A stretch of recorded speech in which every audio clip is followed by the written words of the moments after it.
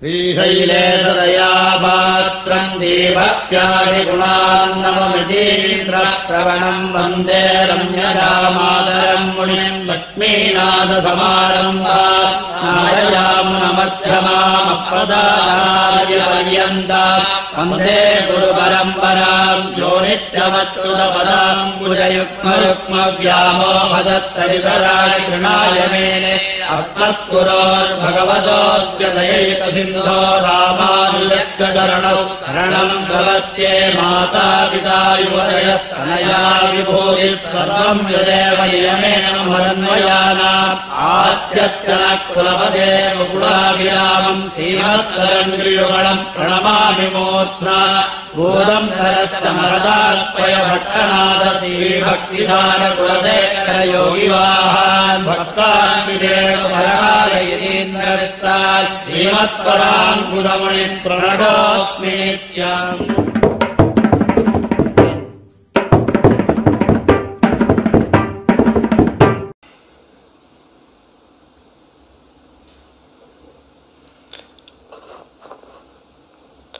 गोधूलिधूसरितकोमलकेशवेशम् गोपालबालकशतैः अनुगम्यमानम् सायं स्वयं प्रतिगृहं पशुबन्धनार्थम् गच्छन्तमच्युतशिशुं प्रणतोऽस्मि नित्यम्।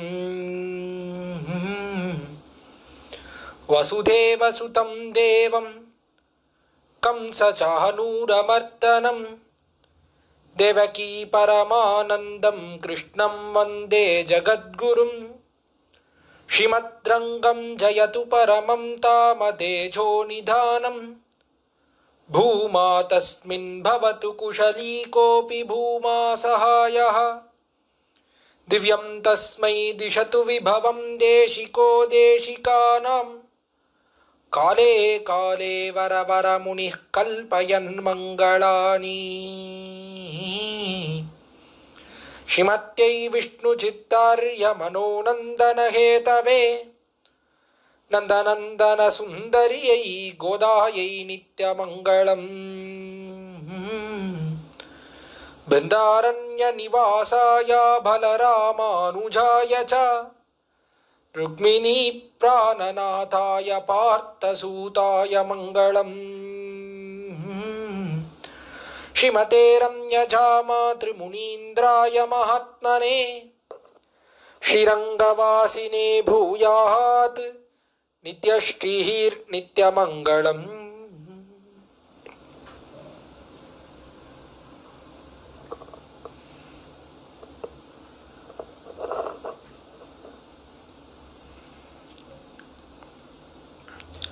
बृन्दावनं भगवतः कृष्णेन अक्लिष्टकर्मणा शुभेन मनसाध्यातं தவாம்ருத்திம் அபீப்சதா என்பது ஸ்ரீ விஷ்ணு புராணத்தில் இருக்கக்கூடிய அற்புதமான ஸ்லோக ரத்னம். பிருந்தாவனம் பகவதா என்று ஸ்ரீ கண்ணபிரான் பிருந்தாவனம் என்று நெருஞ்சிமுள் காடாக இருந்தது. திருவாய்ப்பாடிக்கு சமீபத்திலே இருந்த காடு எங்கு பார்த்தாலும் முட்களாலே நெருஞ்சி முள்ளாலே நிறைந்த காடாக இருந்தது. அப்படிப்பட்ட காட்டை கிருஷ்ணேன அக்லிஷ்ட கர்மனா கண்ணன் அந்த பிருந்தாவனத்தின் முன்னிலையிலே போய் நின்றான். பசுக்கள்லாம் நிறைய பெருகிடுத்து. கண்ணனும் பலராமனும் பிறந்த வேளையிலே சீர்மல்கும் ஆய்ப்பாடி என்கிறபடியே நிறைய பசு கூட்டங்கள் எண்ணிலடங்காத கூட்டங்களாக பெருகின. ஆனால் இந்த பசுக்களெல்லாம் மேய்வதற்கு ஒரு மேய்ச்சல் பூமி வேணும் என்று நினைத்தார்கள். அவ்விடத்திலே திருவாய்ப்பாடியிலே இருந்த இடையர்கள் எல்லோரும் அதற்கு சேர பார்த்தா எங்க போய் மேயறதுன்னு தெரியலையே என்று நினைத்து கொண்டிருந்த காலத்திலே கண்ணன் அவன் இந்த நெருஞ்சிமுட்காட்டின் முன்னிலையிலே போய் நின்றான். நின்று சுபேன மனசாத்தியாதம் தன்னுடைய சுபமான திருவுள்ளத்தாலே இவையெல்லாம் பசுமைக்கும் பூமியாக மாற வேண்டும் என்று கண்ணை மூடி அப்படி ஒரு க்ஷணம் நினைத்தான் எம்பெருமான். தன்னுடைய மனதாலே நினைத்தான். நினைத்தவாறே கவாம்ருத்திம் அவீப்சதாம் என்று அந்த நெருஞ்சிமுள்காடு முழுவதும் அப்படியே பசும்புல் தரையாக மாறித்து. இங்கு பார்த்தாலும் பசுமையான புட்கள் முளைத்தது. அவ்விடத்தில் முள்ளெல்லாம் போயிடுத்து. எல்லாம் நன்னா இந்த பசுக்கள் எல்லாம் சென்று மேயலாம்படியான ஒரு மேய்ச்சல் பூமியாக மாறிற்று அந்த பிருந்தாவனம். பிற்பாடு பசுக்களை எல்லாம் அவ்விடத்திலே தான் இடையர்கள் கொண்டு போய் மேய்த்தார்கள் என்று விருத்தாந்தங்கள் பார்க்கிறோம் புராணங்களிலே. அப்படிப்பட்ட பிருந்தாவனத்திலே கண்ணனையும் மாடு மேய்க்க அனுப்பினாள் யசோதை பிராட்டி. ஜாத்யுச்சிதமான தொழில். இடையர்களுடைய ஜாதி, கோபாலர்களுடைய ஜாதி. அந்த ஜாதிக்கு சேர அவர்கள் கோ சம்ரக்ஷணம் செய்ய வேண்டும். பசுக்களை நன்றாக பரிபாலனம் செய்ய வேண்டும். அதற்காக பசுக்களை நன்னா காப்பாற்றணும், ரட்சிக்கணும். அதில் இருந்து பாலையெல்லாம் நன்னா கறக்கணும். இதையெல்லாம் இடையர்களுக்கு இட்ட தொழில். அதற்கு சேர கண்ணனும் இடைக்குலத்திலே பிறந்திருக்கிறபடியாலே, அவனும் கோபாலனாயிருக்கிறபடியாலே அவனையும் மாடு மேய்க்க அனுப்பினாள் யசோதை பிராட்டி. ஆனா அனுப்பின பிற்பாடு என்ன ஏற்பட்டதுன்னா ரொம்ப வருத்தம் ஏற்பட்டது. யோ, இப்படி கண்ணனை போய் அனுப்பிட்டோமே மாடு மேய்க்கிறதுக்கு. எப்படிப்பட்ட சுகுமாரமான திருமேனியோடைய கூடினவன், எப்படிப்பட்ட மார்த்தவத்தோடைய கூடினவன், ரொம்ப மிருதுவான திருமேனியோடைய கூடினவன். அப்படிப்பட்டவனை போய் இப்படி காட்டுக்கு அனுப்பினோமேனு மிகவும் வருத்தப்பட்டாள் யசோதை பிராட்டி. அதே பாவனையை தான் அடைந்தார் ஸ்ரீவில்லிபுத்தூரிலே திருவவதரித்தவரான ஸ்ரீ பெரியாழ்வார். அவரும் யசோதை பாவனை அடைந்துதான் பாசுரம் பாடி வருகிறார். தம்முடைய அற்புதமான திவ்ய பிரபந்தமான பெரியாழ்வார் திருமொழி முதல் பதிகம் தொடங்கிய இந்த கோஷ்டியிலே அற்புதமாக அனுபவித்து வருகிறோம். நம்முடைய ஸ்ரீமட்டத்திலே ஸ்ரீமத் வேதமார்க்க பிரதிஷ்டாபனாச்சாரிய உபயவேதாந்த பிரவர்த்தகராய் பரமஹம்ச பரிவ்ராஜகாச்சாரியராய் எழுந்தருளி இருக்கும் யதுகிரி யதிராஜ நாராயண ராமானுஜ ஜீய சுவாமி. நம்முடைய சுவாமி அவர் நிச்சலும் இந்த 4000 அர்த்தங்கள் அதையெல்லாம் நாம் அறிந்து கொள்ள வேண்டும், அனுபவிக்க வேண்டும் இருக்கிறபடியாலே தினந்தோறும் இந்த 4000 அனுபவிக்க வேண்டும்னு அற்புதமான ஒரு ஏற்பாடை செய்திருக்கிறார். அதற்கு சேர நிச்சலும் நாமும் 4000 முதலாயிரம் தொடங்கி திருப்பல்லாண்டு தொடங்கி ஒவ்வொரு பதிகமாக அனுபவித்து வருகிறோம் பெரியாழ்வார் திருமொழியில். அதிலே யசோதா பாவனை அடைந்தார் பெரியாழ்வார். கண்ணனிடத்திலே மிகுந்த ஈடுபாடு. போகத்தில் வழுவாத புதுவையர்கோன் என்பது என்று ஆண்டாள் காட்டியதற்கு சேர போகத்திலே கண்ணனை அனுபவிப்பதிலே எந்த ஒரு குறையுமே வைக்காமல் யசோதை எப்படியெல்லாம் கண்ணனை அனுபவித்தாலோ அவள் கூட அப்படி அனுபவிச்சாலான்னு தெரியல. அந்த யசோதையினுடைய பாவனை அடைந்த பெரியாழ்வார் அப்படியே நினைத்து பார்த்து கண்ணனிடத்திலே இருக்கக்கூடிய மிகுந்த பரிவினாலே அவள் எதையெல்லாம் செய்திருப்பாரோ அதையெல்லாம் இவர் நினைத்து அனுபவிக்கிறார், அனுகரித்து அனுபவிக்கிறார். யசோதையை போல நடித்து பார்த்து அனுபவிக்கிறார் யசோதா பாவனை அடைந்த ஸ்ரீ பெரியாழ்வார். பெரியாழ்வார் திருமொழியிலே பறக்க அனுபவித்து வருகிறோம். முதல் பதிகம் தொடங்கி கண்ணனை பலபடியாக அனுபவித்து வருகிறார் பெரியாழ்வார். அதிலே தம்முடைய பெரியாழ்வார் திருமொழியிலே 3ஆம் பத்திலே 2ஆம் திருமொழி அற்புதமான திருமொழி. அந்த திருமொழியிலே கண்ணன் அவன் காட்டுக்கு சென்றான்.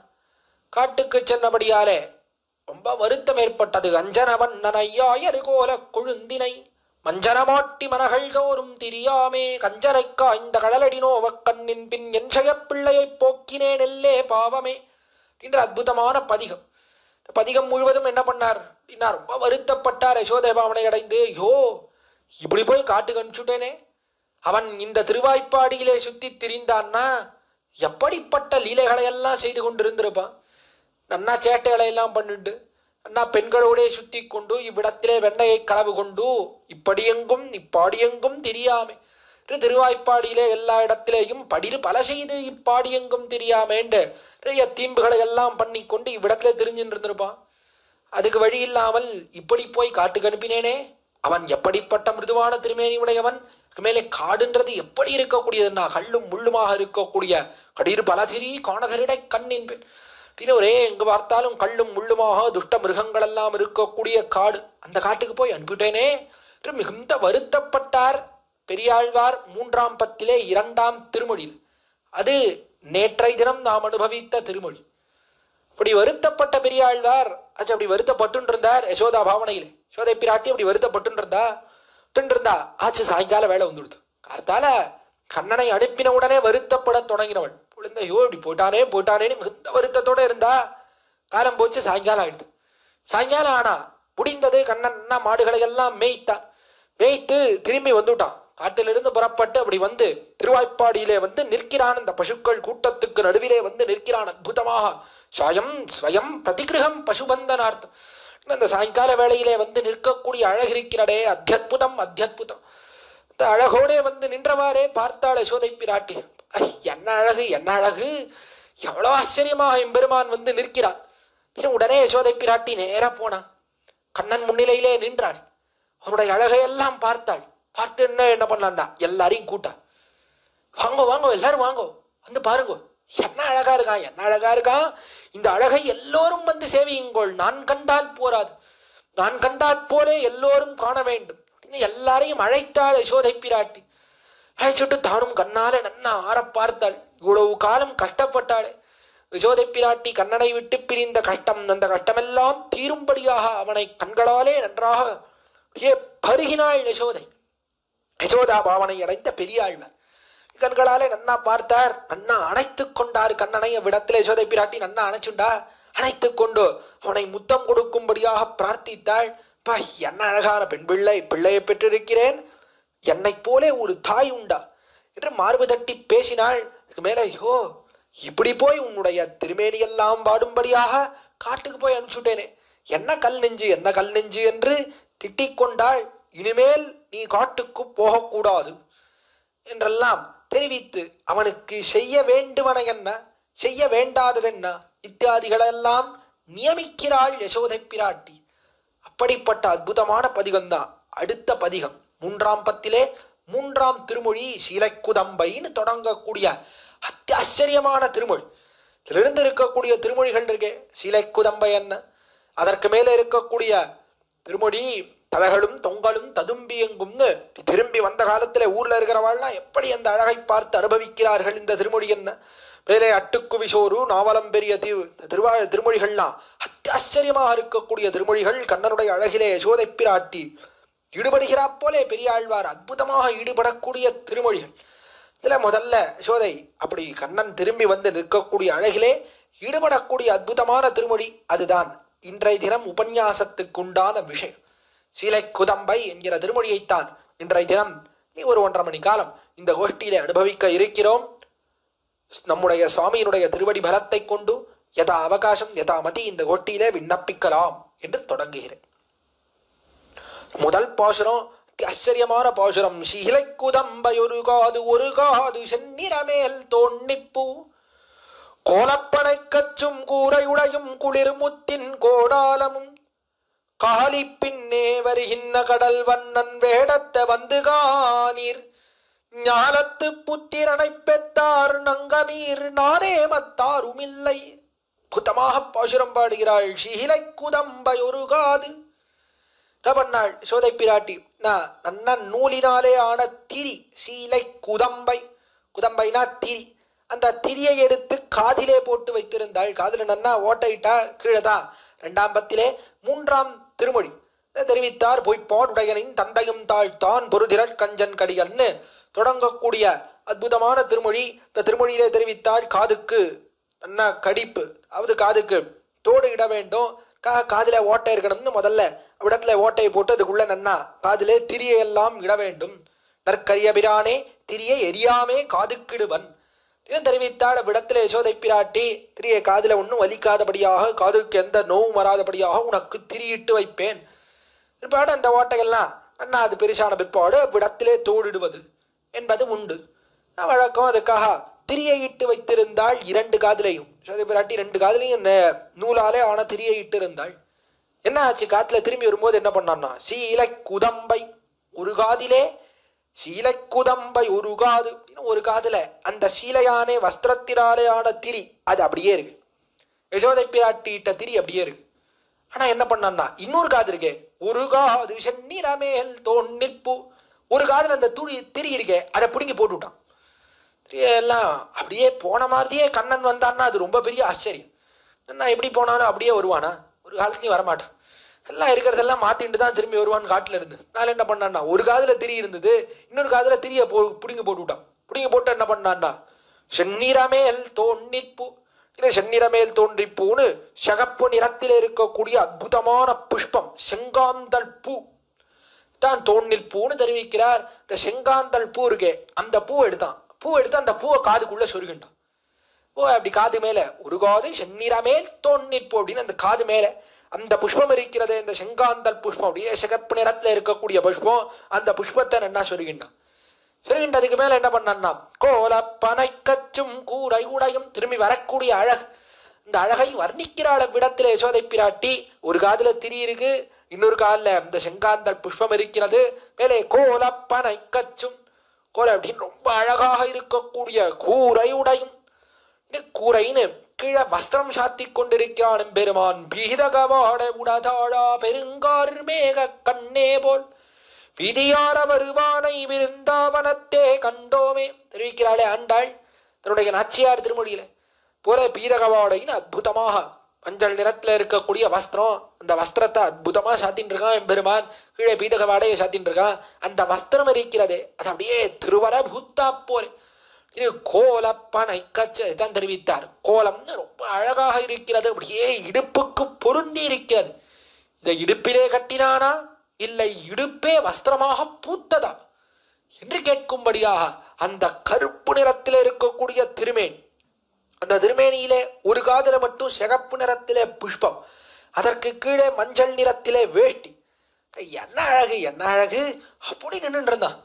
அதுக்கு மேல என்னன்னா அந்த வஸ்திரத்தோட மட்டும் நிக்கல, அதற்கு மேலே கோலப்பனை கச்சும், மேலே கச்சு சின்ன வஸ்திரம், உத்தரியம் மேலாடை இருக்கிறது. இந்த மேலாடையை நல்லா கட்டிட்டு இருந்தான்.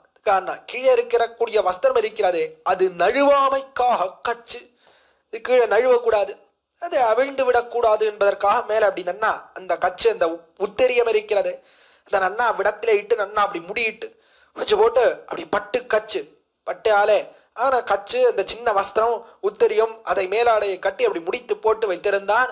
அற்புதமாக அதோட நிற்கிறான். கோல பனை கச்சும் கூரை உடையும் குளிர்முத்தின் கோடாலம். அதுக்கு மேல என்னன்னா அற்புதமான திருவாபரணம் சாத்தின் இருக்கான்.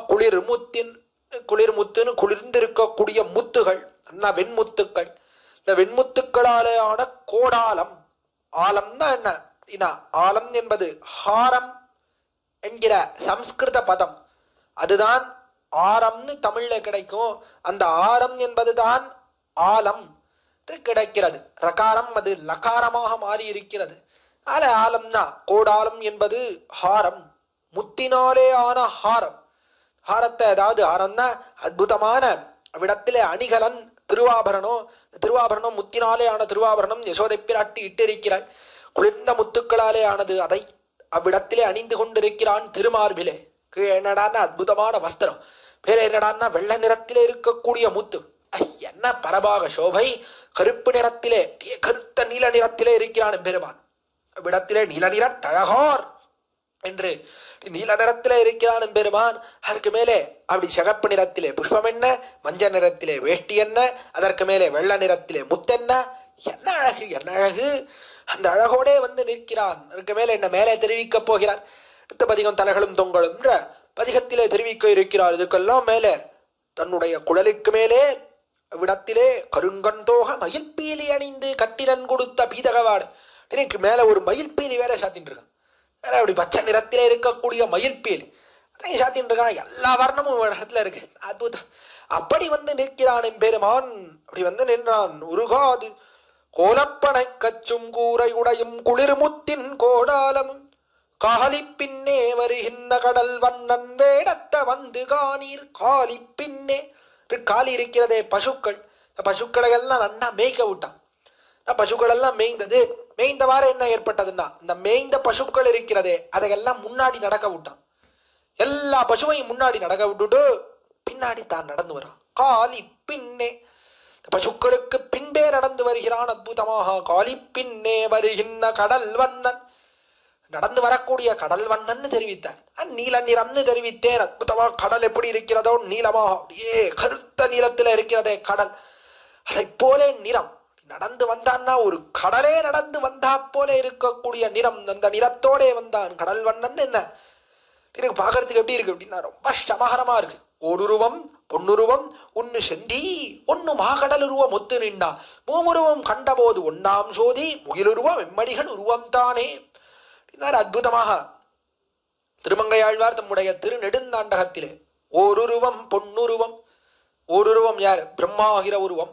அவர் எப்படி இருக்காருன்னா பொன்னுருவம், தங்கத்தை போல அப்படியே தக தக தக தகன்னு இருக்கார், பிரகாஷின் இருக்கார், ரஜோகுண பூயிஷ்டராக இருக்கிறார், பார்க்கறதுக்கே ரொம்ப கஷ்டமாக இருக்கிறது, அப்படி தங்கத்தை போல இருக்கிறார்.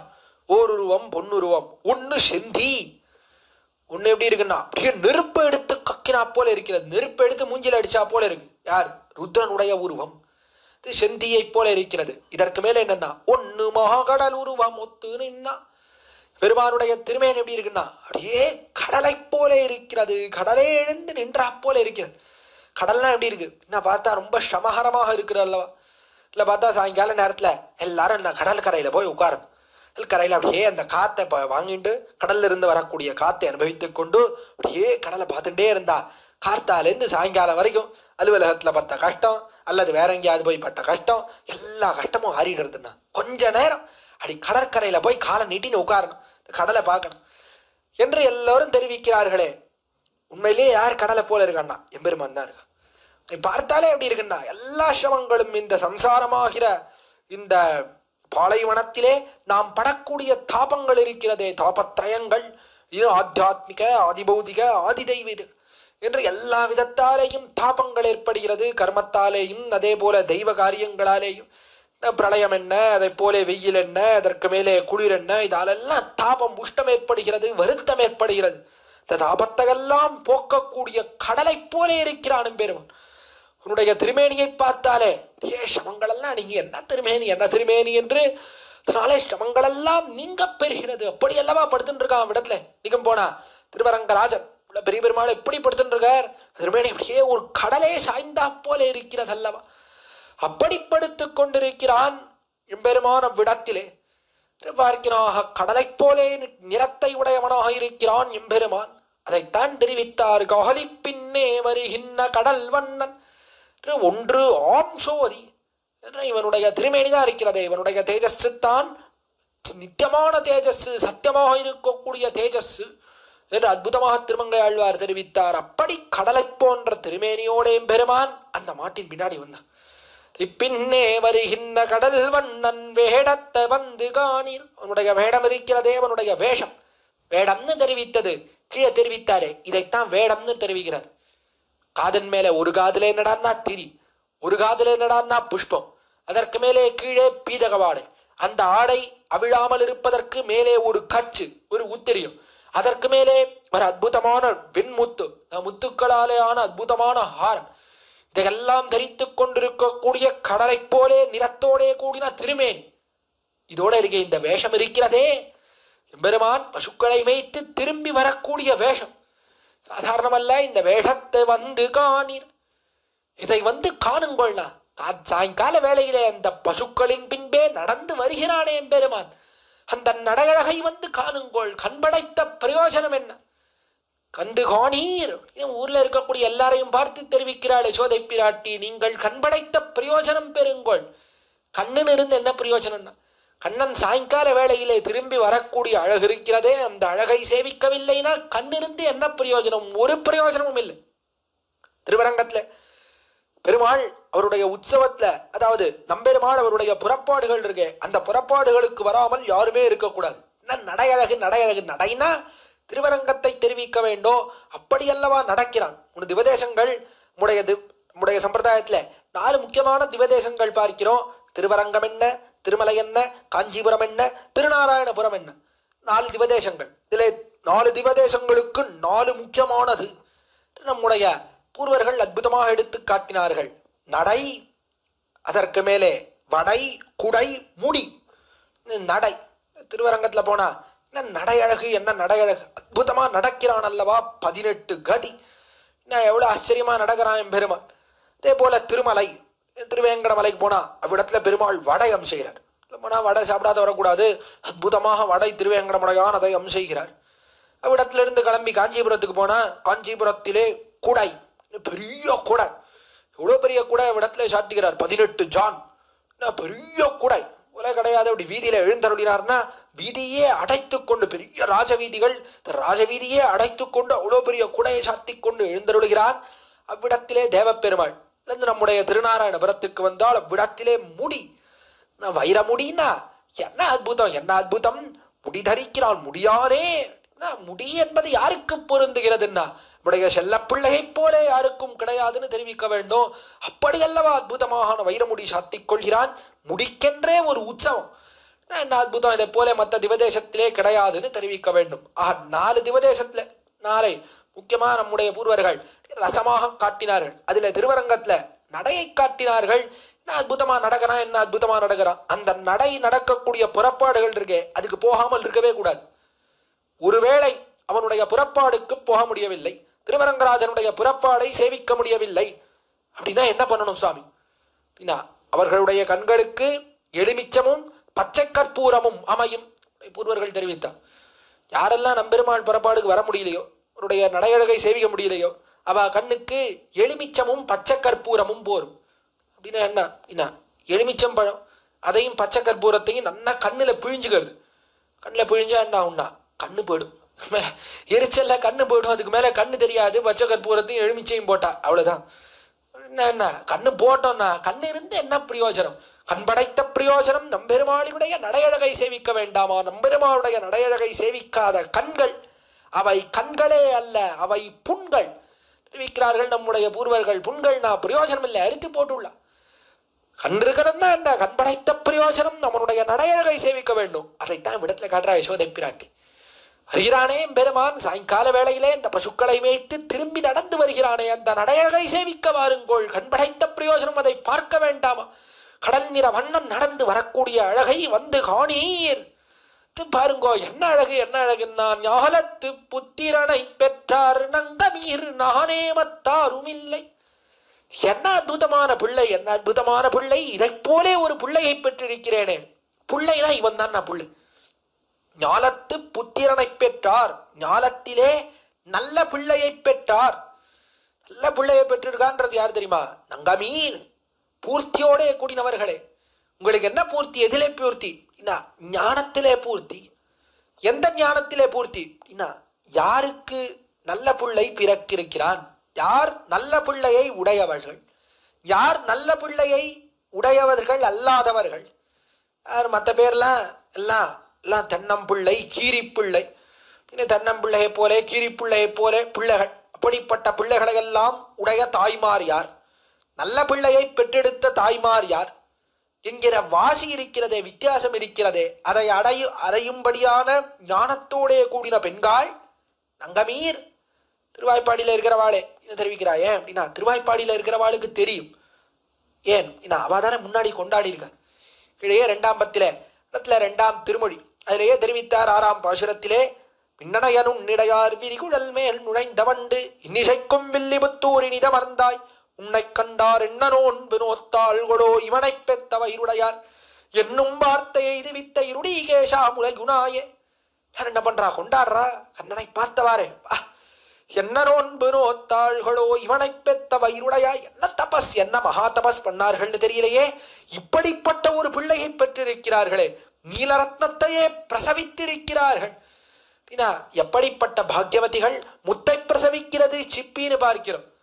இப்படி இருக்கக்கூடிய காலத்திலே நீலரத்னம் அதையே பிரசவித்த தாய் சொன்னா எப்படிப்பட்ட பாக்கியசாலின்னு தெரியலையே.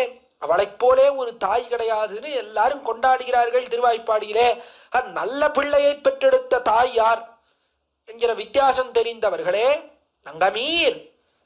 ஞாலத்து புத்திரனை பெற்றார். நீங்க சொல்றது என்னன்னா நானே சொல்லுகிறேன். இந்த லோகத்திலே நல்ல பிள்ளையை பெற்றவர்கள் என்னை தவிர வேறு யாருமே கிடையாது. நங்கமீர் நானே மத்தாரும் இல்லை, நான் ஒருத்தி தான், என்னை போலே இன்னொருத்தி கிடையாது என்று மார்பு தட்டி தெரிவித்துக் கொள்கிறார். என்னை போல இன்னொருத்தி கிடையாது, எனக்கு சமம் கிடையாது இந்த லோகத்திலே என்று மார்பு தட்டி தெரிவிக்கிறார். சுவாமி இப்படி கூட சொல்லலாமா? இது அகங்காரமாகாதா? உடைய பூர்வர்கள் அற்புதமாக காட்டினார்கள். இது சாத்விக அகங்காரம். சாத்விக சப்த அகங்காரத்திலே 3 வகை உண்டு. சாத்விக அகங்காரம், ராஜச அகங்காரம், தாமச அகங்காரம்ன்றது. சாத்விக அகங்காரம் என்பது கொள்ளத்தக்கது. இது எப்படிப்பட்ட அகங்காரம் தான்? எம்பெருமான் விஷயத்திலே அகங்காரம். எம்பெருமானை பெற்றிருக்கிறேன், என்னை போல இன்னொருத்தி உண்டா? மார்பு தட்டி கொள்கிறாள் யசோதை பிராட்டி. அதே போலத்தான் ஆழ்வார் அவர் மார்பு தட்டி பேசினார். வலக்கையாழி இடக்கைச் செங்கம் இவையுடைய மகள் வண்ணனை மலக்கு நாவுடையேற்கு மாறுளதோ இம்மண்ணின் மிசையே தெரிவித்தார் சுவாமி நம்மாழ்வார். வலக்கையாழி இடக்கைச் செங்கம் சங்க சக்கரத்தோடே கூடின எம்பெருமான் அவனை சதா எப்பொழுதும் வாயாரே பேசக்கூடிய எனக்கு சமமாக இந்த லோகத்திலே யார் உண்டுன்னா மாறுளதோ என்று இந்த லோகத்திலே எங்கு தேடி பார்த்தாலும் எமக்கு சமமாக மற்றொருத்தன் கிடையாது இன்னும் மார்பு தட்டி தெரிவித்தார் சுவாமி நம்மாழ்வார். அதே போலத்தான் தெரிவித்தார் சுவாமி எம்பார். திருநக்ஷத்திரம் இப்பதான் சமீபத்திலே முடிந்தது. தை மாசத்திலே புனர்வசு நட்சத்திரத்திலே அவதரித்தவர் சுவாமி எம்பார். எம்பெருமானாருடைய மருமகனாக இருக்க இடத்திலே அவருடைய சகோதரர் ஒன்று விட்ட சகோதரராக இருக்கக்கூடியவர். படிப்பட்ட எம்பார் அவர் தெரிவித்தார். பெருமானார் இருக்காரு எப்பொழுதும் எதிராசன் வடிவழகன் இதயத்துளதால் இல்லை எனக்கெதிர் இல்லை எனக்கெதிர் இல்லை எனக்கெதிரே அவர் தெரிவித்த அற்புதமான வார்த்தை. எம்பெருமானார் அவருடைய வடிவழகு அதை எப்பொழுதும் என் நெஞ்சிலே இருக்கிறபடியாலே எனக்கு சமமாக இந்த லோகத்திலே யாருமே கிடையாது. இல்லை எனக்கெதிர் இல்லை எனக்கெதிர் இல்லை எனக்கெதிரே ஒரு கால் தெரிவித்தா போலே மூன்று கால் தெரிவித்தார். போல யாருமே கிடையாதுன்னு மார்பு தட்டி தெரிவித்தார். அதே போலத்தான் இவ்விடத்துல தெரிவிக்கிறாள் யசோதை பிராட்டி. சாத்திக அகங்காரத்தாலே தெரிவிக்கிறாள் என்னை போல யார் உண்டுன்னா இந்த லோகத்துல ஒருத்தரும் கிடையாது. இப்படிப்பட்ட ஒரு பிள்ளையை பெற்றவள் நானே நங்கமீர் நானே மத்தாரும் இல்லை. இது எல்லாரும் ஒத்துக்கொண்டது. நீங்க சொன்னதுதான் நான் சொல்றேன். யாரோ சொன்னதை சொல்லல, நீங்களே என்ன சொல்லியிருக்க. என்ன ஒன்பு நொத்தாள்களோ என்ன பாக்கியம் பண்ணான்னு தெரியலையே இப்படிப்பட்ட பிள்ளையை பெற்றவாள்னு கொண்டாடினாள். நானே சொல்றேன் என்னை போலே மற்றொருத்தி கிடையாது என்று மார்பு தட்டி பேசும்படியாக அப்படிப்பட்ட அழகோடே நிற்கிறான் கண்ணன். அவருடைய அழகை பார்த்தவாறு என்ன தோன்றதுன்னா என்ன அழகு என்ன அழகு, இந்த பிள்ளைய நானா பெற்றேன், இப்படிப்பட்ட ஒரு பிள்ளையை பெற்றேன்னு சொன்னா என்னை போல இந்த லோகத்துல யாருமே கிடையாது என்று பேசுகிறாள். அற்புதமாக மார்பு தட்டி யசோதை பேசுகிறாள். யசோதா பாவனையிலே பெரியாழ்வார் பேசுகிறார். அற்புதமான முதல் பாசுரம் பாடினார். பாடினவாறு அடுத்த பாசுரம் இந்த அழகை பார்த்தவாறு என்ன ஏற்பட்டதுன்னா யோ இப்படிப்பட்ட அழகனை போய் காட்டுக்கு அனுப்பினேனே, இப்படிப்பட்ட அழகானவனை போய் காட்டுக்கு அனுப்பினேன் என்று வருத்தப்பட்டார். இரண்டாம் பாசுரத்தை தொடங்கினார். கண்ணினன் மாமதில் சூழ்தரு பூம்பொழில் காவிரி தென்னரங்கன். எப்படிப்பட்டவன் தெரியுமா எம்பெருமானே, உன்னுடைய பெருமைகள் அருமைகள் அதையெல்லாம் நான் அறியவில்லை, ஒன்னும் தெரியல எனக்கு. எப்படிப்பட்ட பெருமை உனக்கு. கண்ணி நன்மாமதில் சூழ்தரு. கண்ணீர் எப்பொழுதும் இளமையாக இருக்கக்கூடியது, அழிவில்லாமல் நித்தியமாக இருக்கக்கூடியதாக. நன்மாமதில் நன்றாக இருக்கக்கூடியது, எல்லோருக்கும் தரிசனியமாக ரொம்ப அழகாக இருக்கக்கூடியது, பெரிதாக இருக்கக்கூடியது. அப்படிப்பட்ட மதில்களாலே சூழ்தரு சூழப்பட்ட எப்படிப்பட்ட மதில்கள்னா சப்த பிராகார மத்தியே 7 மதில்களாலே சூழப்பட்ட அற்புதமான அரணுக்குள்ளே அல்லவா சயனித்துக் கொண்டிருக்கிறான் எம்பெருமான். திருவரங்கம் பெரிய கோயில். இப்படி கண்ணிரன்மாமதில் சூழ்தரு பூம்பொழில் எங்கு பார்த்தாலும் சோலைகள் சூழ்ந்திருக்கிறது அற்புதமாக.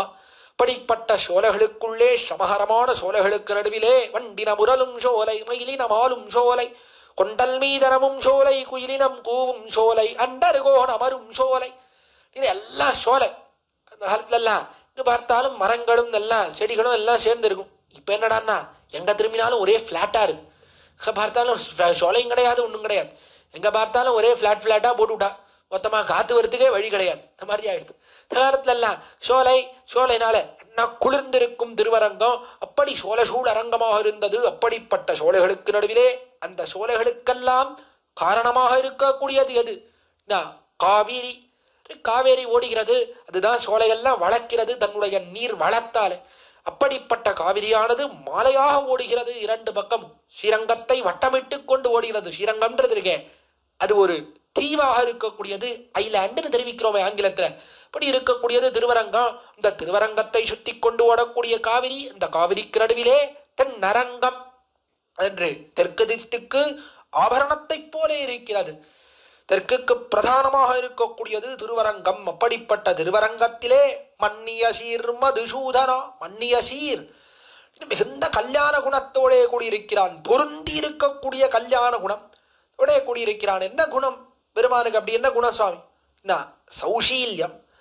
சௌஷீல்யம்னு சுஷீலனாக இருக்கிறான் பெருமான். உயர்ந்தவன், தாழ்ந்தவன் என்கிற பாகுபாடு கிடையாது. எல்லாரோடையும் கலந்து பரிமாறுகிறான் எம்பெருமான். இவன் பெரியவன், பெரியவனோடத்தான் நான் கலப்பேன் அப்படின்றது கிடையாது. சிறியவர்களோட கலக்க மாட்டேன்றது கிடையாது. எல்லாருக்கும் சேவை சாதிக்கிறான். திருவரங்கம் போனா என்ன எப்படி இருக்கு அப்படின்னா, எல்லாரும் மேலேந்து வரா, தேவதைகள்லாம் வரா, பிரம்மருத்ரர்கள் வருகிறார்கள், அவர்கள் வந்து தொழுகிறார்கள். மேலே தும்புரு நாரதர் புகுந்தனரை வரோ தோன்றி நன்னிரவையும் துரங்கொலி பரப்பி என்று தும்புரு நாரதர்கள் அவர்கள் வருகிறார்கள். எல்லாரும் அதுக்கு மேலே என்ன, அவ்விடத்திலே அந்தர தமரர்கள் கூட்டங்களிவையோ அரங்கத்தம்மா பள்ளி எழுந்தருளிறார் தெரிவிக்கிறாரே. அந்தர தமரர்கள் அவர்கள் எல்லோரும் வந்து சேருகிறார்கள். இன்பத் துன்புருவும் நாரதனும் இறஞ்சியேத்தா துணையில்லா தொன்மர நூல் தொத்திரத்தால் தொன்மலர்க்க நயன் வணங்கி ஓவாதேத்தா மணிமாட மாளிகைகள் மல்கு செல்வா மதிலரங்க தரவணையில் பள்ளி கொள்ளும் மணிவண்ணர் அம்மான் என்கிறார் பெருமாள் திருமொழியிலே குலசேகர பெருமாள். புதமாக தும்புரு நாரதர்கள் என்ன, பிரம்மருத்ரர்கள் என்ன, எல்லாரும் மேலே சூரியர்கள் என்ன, எல்லாரும் வந்து சேவிக்கிறா. தேவதைகளுக்கும் சேவை சாதிக்கிறான். இதுக்கு மேல என்னன்னா, இந்த லோகத்துல இருக்கிறவா அவளும் எல்லாரும் போறான். எல்லாரும் போய் சேவை சாதிக்கிறா. தென்னாடும் வடநாடும் தொடரின்ன திருவரங்கம் திருப்பதி. இது தென்னாடு, தெற்கு திக்கில் இருக்கிறவா அவளுக்கும் சேவை சாதிக்கிறான். சரி, தெற்கு திக்கில் இருக்கிறவா ஏதோ உள்ளூர்ல இருக்கிறவா அவளுக்கு சேவை சாதிக்கிறான்னா, வடதேசத்துல இருக்கிறவா அவளுக்கு சேவை சாதிக்கிறானா, அவளையும் மயக்குகிறான் பெருமான். பெருமான் எப்படி படுத்துட்டு இருக்கான். குணதிஷ முடிய வைத்து குணதிஷ பின்புகா உடதிசை பாதம் நீட்டி வடதிச பின்பு காட்டி தென்திச இளங்க நோக்கி. உடைய பூர்வர்கள் அற்புதமாக அர்த்தம் காட்டினார்கள். வடதிச பின்பு காட்டி, வடதிசையிலே பின்பை காட்டினான், பின்னழகை காட்டினான். இதுக்காக சுவாமி பின்னழக வடதிசையிலே காட்டினான். ஏன் இப்படி படுத்துட்டு இருக்கான்? அதுல ஒரு விசாரம் பூர்வர்களுக்கு ஆராய்ச்சி. ஏன் இப்படி படுத்துட்டு இருக்கான்? இதற்காக மேற்கிலே தலையை வைக்க வேண்டும், இதற்காக கிழக்கிலே திருவடியை வைக்க வேண்டும். பூர்வர்கள் இப்படி விசாரித்தா அற்புதமா அர்த்தம் காட்டினான். வடதிசையே ஏன் பின்பு காட்டினான் அப்படின்னா, வடதிசையிலே வடதேசத்துல இருக்கிறவா அவர்கள் கடினமான உள்ளத்தோடே கூடினவர்கள், காட்டின்யத்தையோடே கூடினவர்கள். ஏன் எப்பவும் வேதம் சொல்லிட்டே இருக்க. வடதேசத்துல இருக்கிறவா வடமொழியில இருக்கக்கூடிய வேதம் அதையே அனுசந்தானம் பண்ணிட்டு இருக்கா. வேதத்தை சொல்லி சொல்லி வேதத்தை சொல்றதுக்கு என்னன்னா, நான் கடினமா இருக்கணும், நான் அப்படியே திருட்டமான மனசோடே பொழுதும் ஏகாகிர சித்தத்தையோட அப்படியே ஒரே கண்டத்தோட அப்படி வேதத்தை சொல்லி சொல்லி சொல்லி சொல்லி அப்படி காட்டின்யத்தையோட கூடி இருக்கிறார்கள் வடதிசையில இருக்கிறவா. இல்ல, அவளை மயக்கணும்னா சாதாரண அழகு போகாது. முன்னழகை காட்டினா அவ மயங்க மாட்டா. அவளை மயங்கிறதுக்கு இன்னும் அழகு வேணும். நைத்தான் பெருமான். அதனால என்ன பண்ணான்னா, முன்னிலும் பின்னழகிய பெருமான். பெருமானுக்கு கொண்டாட்டம் முன்னை காட்டிலும் பின்னாடிதான் ரொம்ப அழகு. அதனால என்ன பண்ணான்னா, பின்னழக அவளுக்கு காட்டினான்.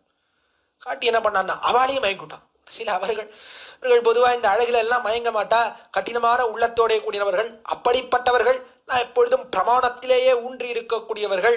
அப்படிப்பட்டவர்களும் மயங்கி போனார்கள் இவனுடைய அழகில். அப்படி வடதிசையிலே இருக்கக்கூடியவர்களையும் மயக்கினான், தென் திசையிலே இருக்கக்கூடியவர்களையும் மயக்கினான். எல்லாரும் மயங்கி வந்து காலிலே விழும்படியாக அப்படிப்பட்ட சௌசீல்யத்தோட அல்லவா கூடியிருக்கிறான்.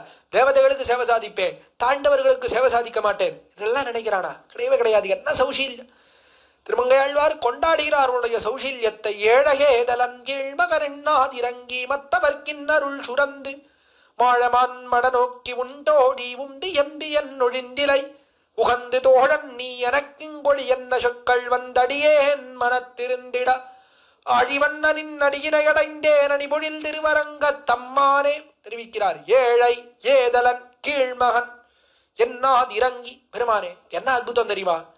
இப்படி திருவரங்கத்துல நடந்து போயிட்டே இருந்தேன். ஆடல்மா குதிரையில ஏறின்னு வந்துட்டே இருந்தேன். திருமங்கையாழ்வார் தெரிவிக்கிறார். இல்ல வந்துட்டே இருந்தா மூலையிலே ஒருத்தர் இடத்துல கோரதம் மூலை முனையில ஒருத்தர் மேடை போட்டு உபன்யாசம் சொல்லிட்டு இருந்தார். பார்த்தேன், என்னடா அதே நோய் சொல்லிட்டு இருக்கார், என்ன சொல்றாருன்னு தெரியல. சரி, ஒரு 5 நிமிஷம் கேட்போம், என்னதான் சொல்றாருன்னு கேட்போம். நேரா வந்தேன். அந்த ஆடல் மாலேருந்து அப்படி இறங்கினேன். இறங்கி அப்படி பக்கத்துல நின்று என்னதான் சொல்றாருன்னு கேட்டுட்டே இருந்தேன். தெரிவித்தார், உள்ள படுத்துட்டு இருக்கான் தெரியுமா அந்த எம்பெருமான். உடைய சௌசீல்ய குணம் எப்படிப்பட்டது தெரியுமா? குஹன்னா எவ்வளவு தாழ்ந்தவன் வேடன். அந்த வேடனையே எம்பெருமான் அடிமை கொண்டான். அப்படிப்பட்ட குணத்தோடே கூடினவன் அப்படின்னு கேட்டேன். அப்படின்னு சொன்னார் அவர். கேட்டேன். கேட்ட உடனே என்ன பண்ணேன்னா, உடனே கிளம்பி நேரா உன் சன்னதிக்கு வந்துட்டேன். ஏன் தெரியுமா? இதை கேட்டபடியாலே வந்து சேர்ந்தேன். ஏன் தெரியுமா? அந்த குஹன் இருக்கானே, அவனை காட்டிலும் தாழ்ந்தவன் நான். திருமங்கையாழ்வார் சொல்றார், குஹனை காட்டிலும் தாழ்ந்தவன் நான். நீ குஹனையே சேர்த்து கொண்டாய் அப்படின்னு சொன்னா இன்னும் தாழ்ந்தவன் நான். இப்ப என்ன சேர்த்துண்டா இன்னும் உனக்கு பெருமை அதிகம் தானே ஆகும். அதனால என்ன கண்டிப்பா சேர்த்துப்ப. சேர்த்துக்காது இருக்க மாட்டேன். உன்னுடைய சௌசீல்ய குணத்தை காட்டி என்னை கட்டாயம் குவனையே சேர்த்துட்டா அவனோட தாழ்ந்தவன் என்னை சேர்த்துக்க மாட்டியா, அதனாலே கட்டாயம் சேர்த்துக் கொள்வை என்று வந்து சேர்ந்தேன் தெரிவிக்கிறார் திருமங்கை ஆழ்வார். அப்படிப்பட்ட சௌசீல்ய குணத்தோட அல்லவா படுத்துக் கொண்டிருக்கிறான். அதைத்தான் கொண்டாடுகிறாள் இவ்விடத்திலே. மன்னிய சீர் பொருந்தி இருக்கக்கூடிய சீர் குணம்னா என்ன குணம்னா சௌசீல்யத்தை தான் சொல்லணும். அப்படிப்பட்ட குணத்தோட படுத்துட்டு இருக்கான். மன்னிய சீர் மதுசூதனா மேலே எப்படி இருக்கிறான் அவ்விடத்திலே ஆசிரிதர்களுடைய விரோதி நிரசனசீலன், ஆசிரிதர்களுடைய விரோதிகளை எல்லாம் போக்கக்கூடியவனா இருக்கான். மதுகைடவர்கள் அசுரர்கள், அந்த அசுரர்களை எப்படி அழித்தானோ எம்பெருமான். கைடவர்கள் அசுரர்கள், இவர்கள் வேதத்தை எல்லாம் தூக்கின் போட்டா பொழுது அவர்களை முடித்தான் எம்பெருமான். ஹயக்ரீவனாக பிறந்து மதுகைடவர்களை கொன்றான் விடுத்தாந்தம் பார்க்கிறோம். எப்படி மதுகைடவர்களை அழித்தானோ எம்பெருமான், அதை போலே ஆசிரிதர்களுடைய விரோதிகளை எல்லாம் போக்கக்கூடியவன் எம்பெருமான். அப்படிப்பட்ட விரோதி நிரசன சீலனானவனே மதுசூதனா கேசவ. மேலே அப்படிப்பட்ட ஆசிரிதர்கள் அவர்கள் உன்னுடைய அடியார்களாக ஆனதற்கே காரணம் என்ன, உன்னை ஆசிரியத்ததற்கே காரணம் என்னன்னா அந்த கேசபாசம் தான். திருக்குழக் கற்றையினுடைய அழகுதான். என்ன குழல் என்ன குழல், குழலிரண்டு சுருண்டேறிய குஞ்சி என்று அற்புதமா அப்படி சுருளா அப்படி சுருண்டு இருக்கக்கூடிய கருத்த குழல் கருத்திருக்கிறது. அப்படிப்பட்ட குழலகை காட்டித்தான் எல்லாரையும் மயக்கிவிட்டார், எல்லாரும் காலில் விழும்படியா பண்ணிவிட்டார். அவர்களுடைய விரோதிகளையும் போக்குகிறாய், மதுகைடவர்களை அழித்தா போலே. அப்படிப்பட்ட குணத்தோடே கூடினவனே பாவியேன் வாழ்வுகந்து. பாவியன் என்ன பாபி என்ன பாபினா சோதை பிராட்டி தெரிவிச்சுக்கிறார். என்னை போலே ஒரு பாவி உண்டா? உன்னுடைய குணங்கள் என்ன, உன்னுடைய சௌசீல்ய குணம் என்ன, உன்னுடைய மார்த்தவம் என்ன, எல்லாத்தையும் நான் அறியவில்லை. இதையெல்லாம் நினைத்து பார்க்கவே இல்லை. என்ன உன்னுடைய அருமை பெருமைகளை எல்லாம் நினைத்து பார்க்கவில்லை. நினைத்து பார்க்காமல் என்ன பண்ணேன், வாழ்வுகந்து என்னை பத்தி மட்டும்தான் நான் நினைத்தேன். என்னுடைய குலத்திலே பிறந்திருக்கிறாய் நீ, பசுமைக்கிற குலத்துல பிறந்திருக்க, அதனாலே நீ பசுமைக்க போக வேண்டும் என்பதைத்தான் நினைத்தேனே தவிர உன்னுடைய பெருமைகளை எல்லாம் நினைக்காமல் போனேனே, உன்னுடைய குணங்களை எல்லாம் நினைக்காமல் போனேனே. இப்படி போய் உன்னை பசுமைப்பதற்காக அனுப்பிவிட்டேனே. கேவலம் ஜாத்யுச்சிதமான தொழில், ஜாதிக்கு சேர்ந்த தொழிலை பண்ணணும் அப்படின்றதுக்காக உன்னை இப்படி பசு பின்னாடி அனுப்பினேனே. பாவியேன் வாழ்வுகந்து உன்னை இளங்கண்ணு மேய்க்க சிறுகாலே ஊட்டி ஒரு படுத்தேன். இளங்கண்ணு மேய்க்க உன்னை இளம் கன்று, இப்போ இளமையா இருக்கக்கூடியது இது சொல்லி சாப்பிடணும்னு சொன்னா கூட எப்படி சாப்பிடணும்னே தெரியாது. அப்படி இருக்கக்கூடிய கண்ணு குட்டிகள், சின்ன சின்ன கன்றா இருக்கக்கூடியது, அப்படிப்பட்ட கண்களை எல்லாம் மேய்த்து வா சொல்லி என்ன பண்ணேன். சிறுகாலேன்னு அதிகால வேலை, இந்த அதிகால வேளையிலேயே ஊட்டி ஒரு படுத்தேன். நன்னா சாப்பாடெல்லாம் போட்டேன். அதிகால வேளையிலேயே திரும்பி வர வரைக்கும் பசிக்குமே, கார்த்தாலேயே சாப்பாடெல்லாம் கொடுத்துடுவோம். இந்த கார்த்தாலேயே நன்னா சாயங்காலம் வர வரைக்கும் பசிக்கவே கூடாதுன்னா கண்ணன் மேல பரிவு. ஆனால் கண்ணன் எப்படியும் காட்டில் போனா அவ்விடத்துல இருக்கக்கூடிய பழங்கள் என்ன, அவ்விடத்துல இருக்கக்கூடிய நான் கொண்டு போய் இருக்கக்கூடிய போஜனம் என்ன, அதையெல்லாம் புஜிப்பான். இருந்தாலும் என்னன்னா குழந்தைக்கு பசிக்குமே, பசிக்க கூடாதுன்னா சாயங்காலம் வரைக்கும் நன்னா வயிறு தாங்க வேண்டாமா, காட்டுல எல்லாம் நடந்துட்டு வந்தான்னா பசிக்கும் அப்படின்னு நன்னா சாப்பாடு போட்டுவிடுவோம். போட்டப்பவே வயிற்ற நன்னா ரொப்பிடுவா. அதனால அப்படி நன்றாக ஊட்டினேன். காலையிலேயே நன்னா சாப்பாடெல்லாம் போட்டேன். உன்னை சிறுகாலே ஊட்டி ஒரு படுத்தேன், உன்னை அனுப்பி வைத்தேன். பசுமைப்பதற்காக உன்னை போய் அனுப்பினேனே. என்னின் மனம் வழியால் ஒரு பெண் இல்லை என் குட்டரே முத்தம்தா. என்னின் மனம் வழியால் ஒரு என்னை காட்டிலும் கடினமான ஹிருதயத்தோடே கூடின ஒரு பெண் இருக்காளே இந்த லோகத்துல கிடையவே கிடையாதுண்ணா. என்ன காட்டின்யோ என்னை போலே கல்லெஞ்சு உடையவள். என் நெஞ்சா இது கல்லை போல இருக்குண்ணா. உன்னை போய் யாராவது காட்டுக்கு அனுப்புவாள?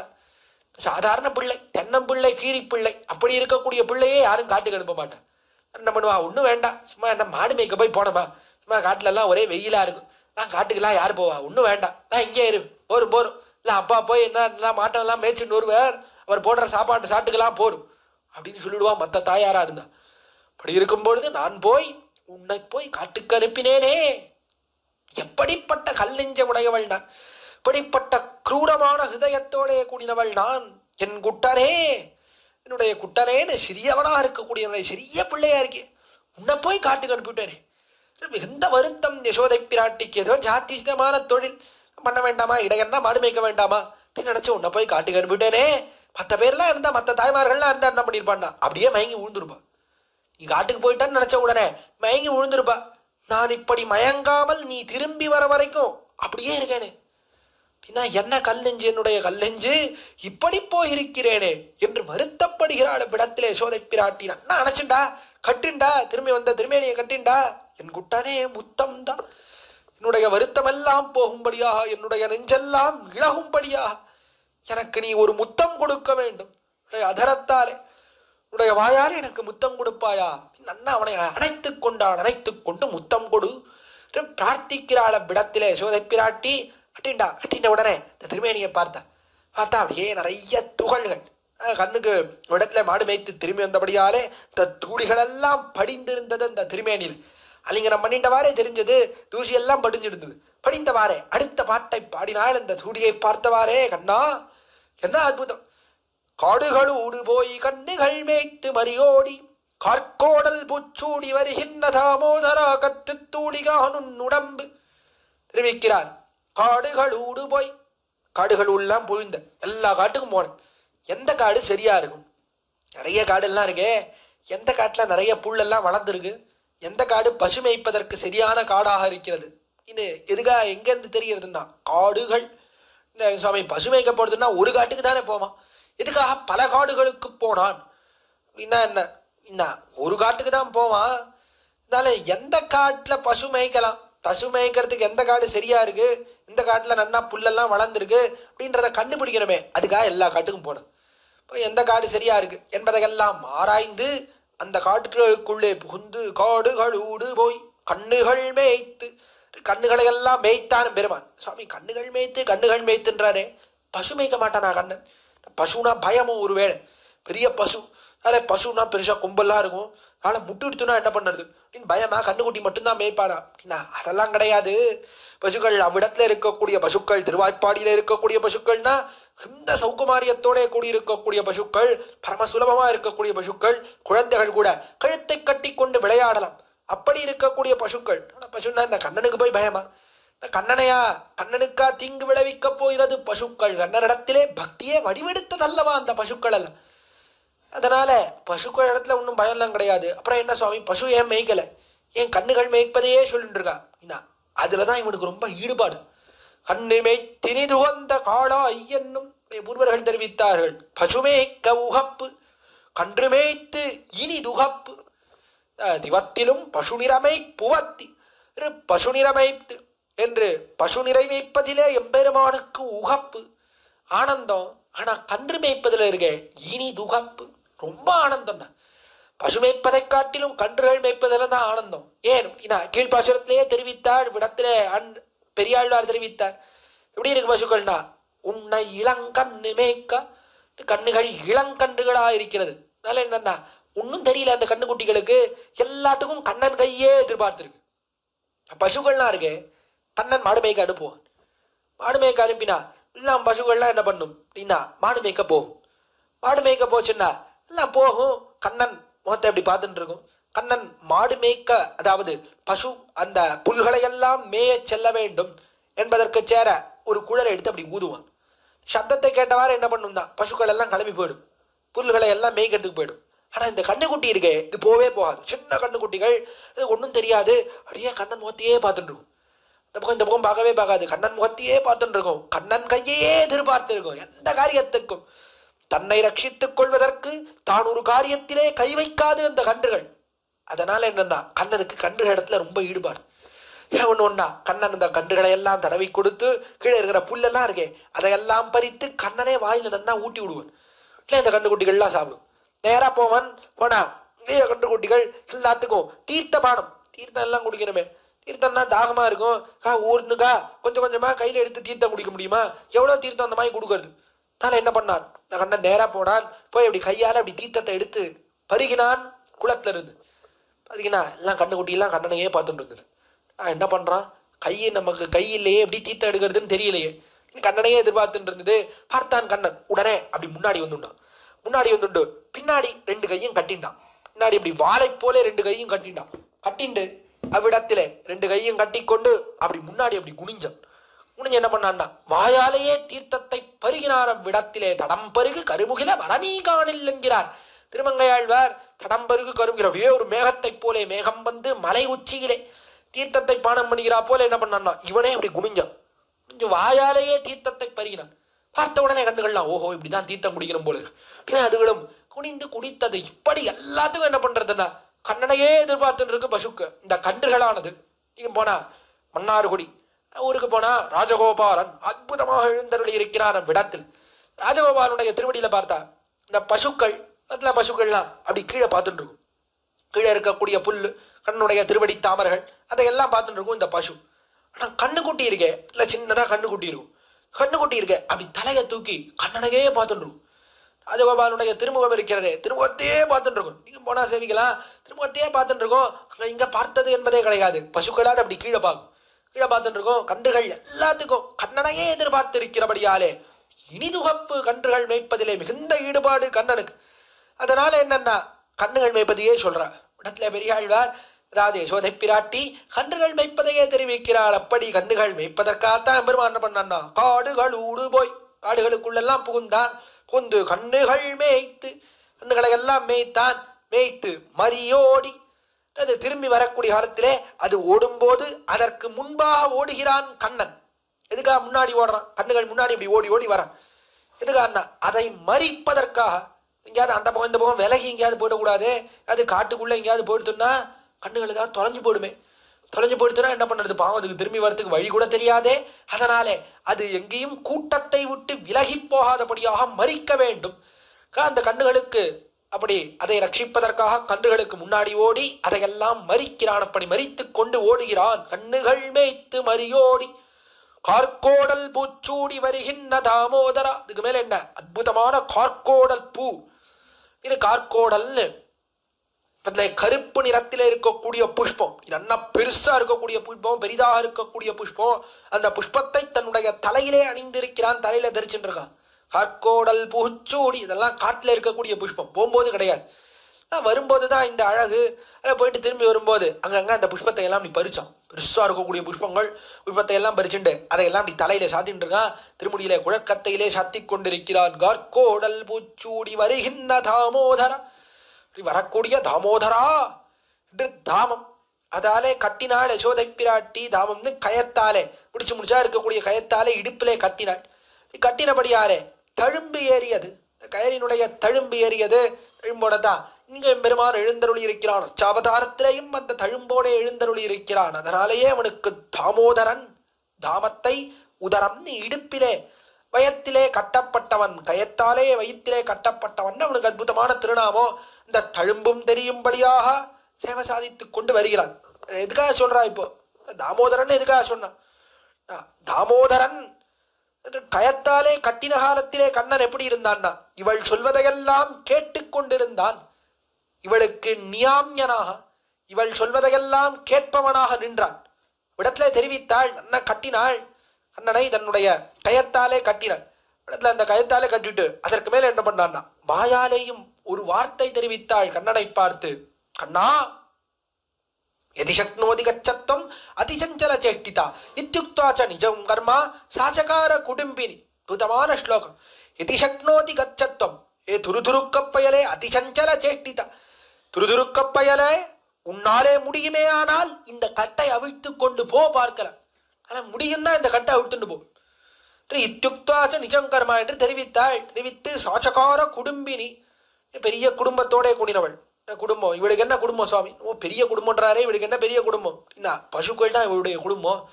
பசுங்களை எல்லாம் காரியம் பசுக்கள் மேய்க்கணும், அதுக்கு நான் சாப்பாடுலாம் போடணும், காரியம் இருக்கு அப்படின்னு கிளம்பி போயிட்டான். போகும்போது என்ன பண்ணானா வெறும கயரால கட்டியிருந்தா பரவாயில்ல, இந்த கயத்தை அவுத்துன்னு வந்துடுப்போம். அதற்கு மேல ஒரு வார்த்தை சொல்லிட்டான். துருதுருக்கப்பயிலே உன்னாலே முடிந்தால் அவிழ்த்து கொண்டு போ சொல்லிட்டா. சொன்னபடியால் என்ன ஏற்பட்டதுன்னா தாயார் இப்படி போய் முடிஞ்சா அவிழ்ச்சுன்னு போன்னு சொல்லிவிட்டாளே, இந்த வார்த்தையை போய் மீறலாமா? மீறி நாம் அவிழ்த்து கொண்டு போகலாமா அப்படின்னு அந்த வார்த்தைக்கு கட்டுப்பட்டான். கட்டுப்பட்டு அப்படியே அமைதியா நின்றுதான். கட்டை அவிழ்த்து கொண்டு போகாமல் நின்றான் என்பதுதான் நம்ம இடத்துல விருத்தாந்தம். அதை இப்பொழுது நினைவூட்டுகிறாள் யசோதை பிராட்டி. இதுக்காக மேல ஒண்ணு சொல்ல போறேன், அதை கேட்கணும். அந்த காலத்துல எப்படி நான் சொன்னதை கேட்டு அமைதியா அண்ணியோ அதை போலே மேலே நான் சொல்ல போவதையும் நீ கேட்க வேண்டும். என்ன சொல்லுகிறேன்னா கத்து தூளிகான் உன் உடம்பு.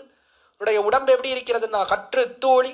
அந்த கன்றுகளோடே நடந்தபடியாலே பசுக்களோடே நடந்தபடியாலே அதனுடைய கூட்டத்துக்கு நடுவிலே வந்தபடியாலே அவ்விடத்திலிருந்து புறப்பட்ட துகள்கள் அவை நடக்கிறபடியால இருக்கக்கூடிய தூளிகள் எல்லாம் இருக்கே, இந்த தூளிகள் எல்லாம் எல்லாம் உன்னுடைய திருமேனியில வந்து படிஞ்சிருக்கு.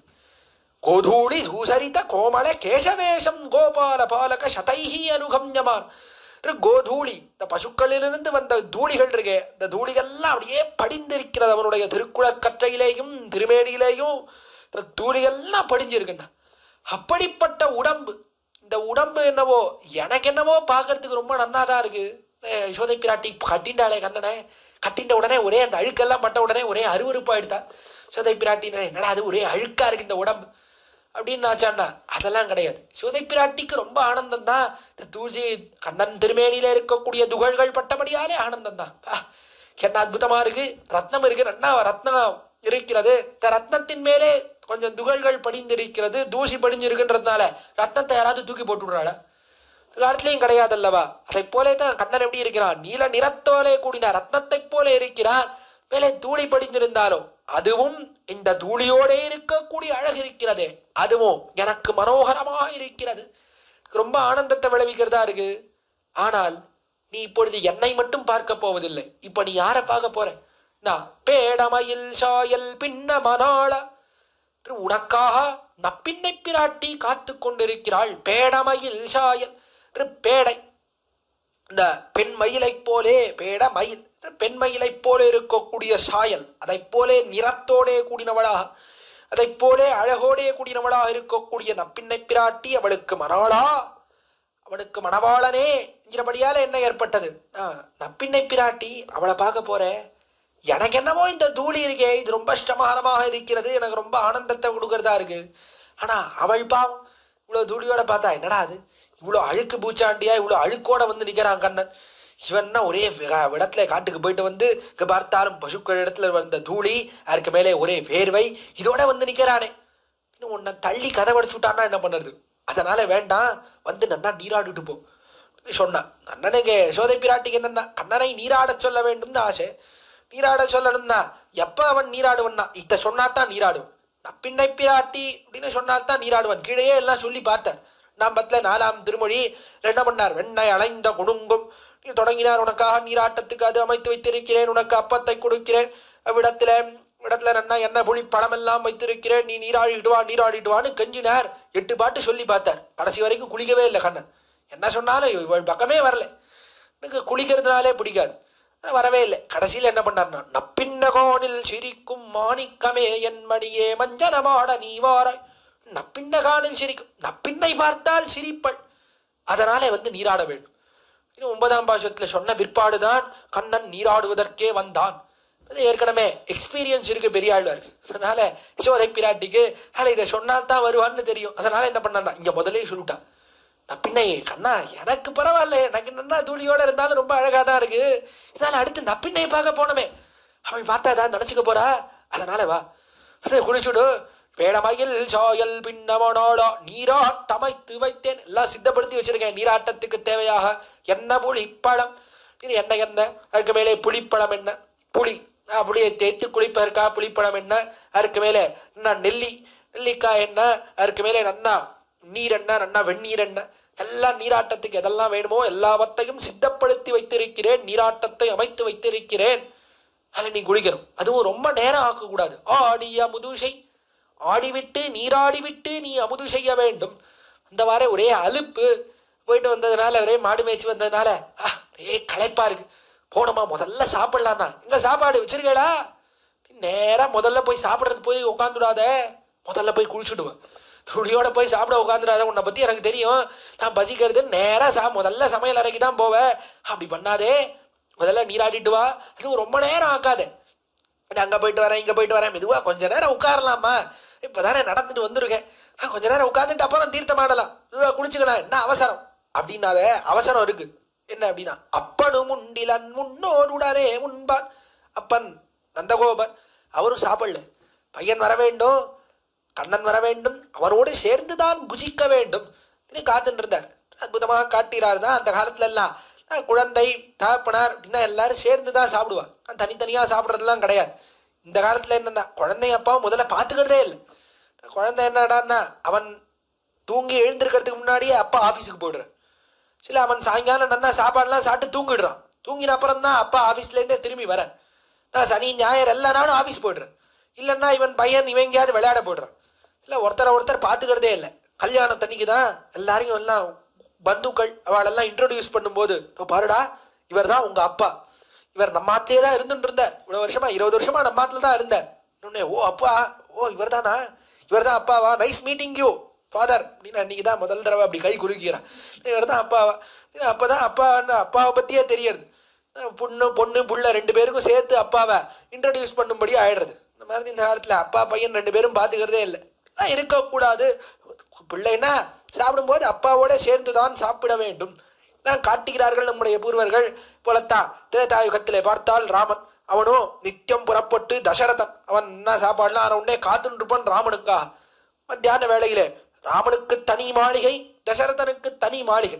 மாளிகைனா ரொம்ப பெருசா இருக்கும். பக்கத்து ரூம் கிடையாது, தனித்தனி அரண்மனை 2 பேருக்கும்.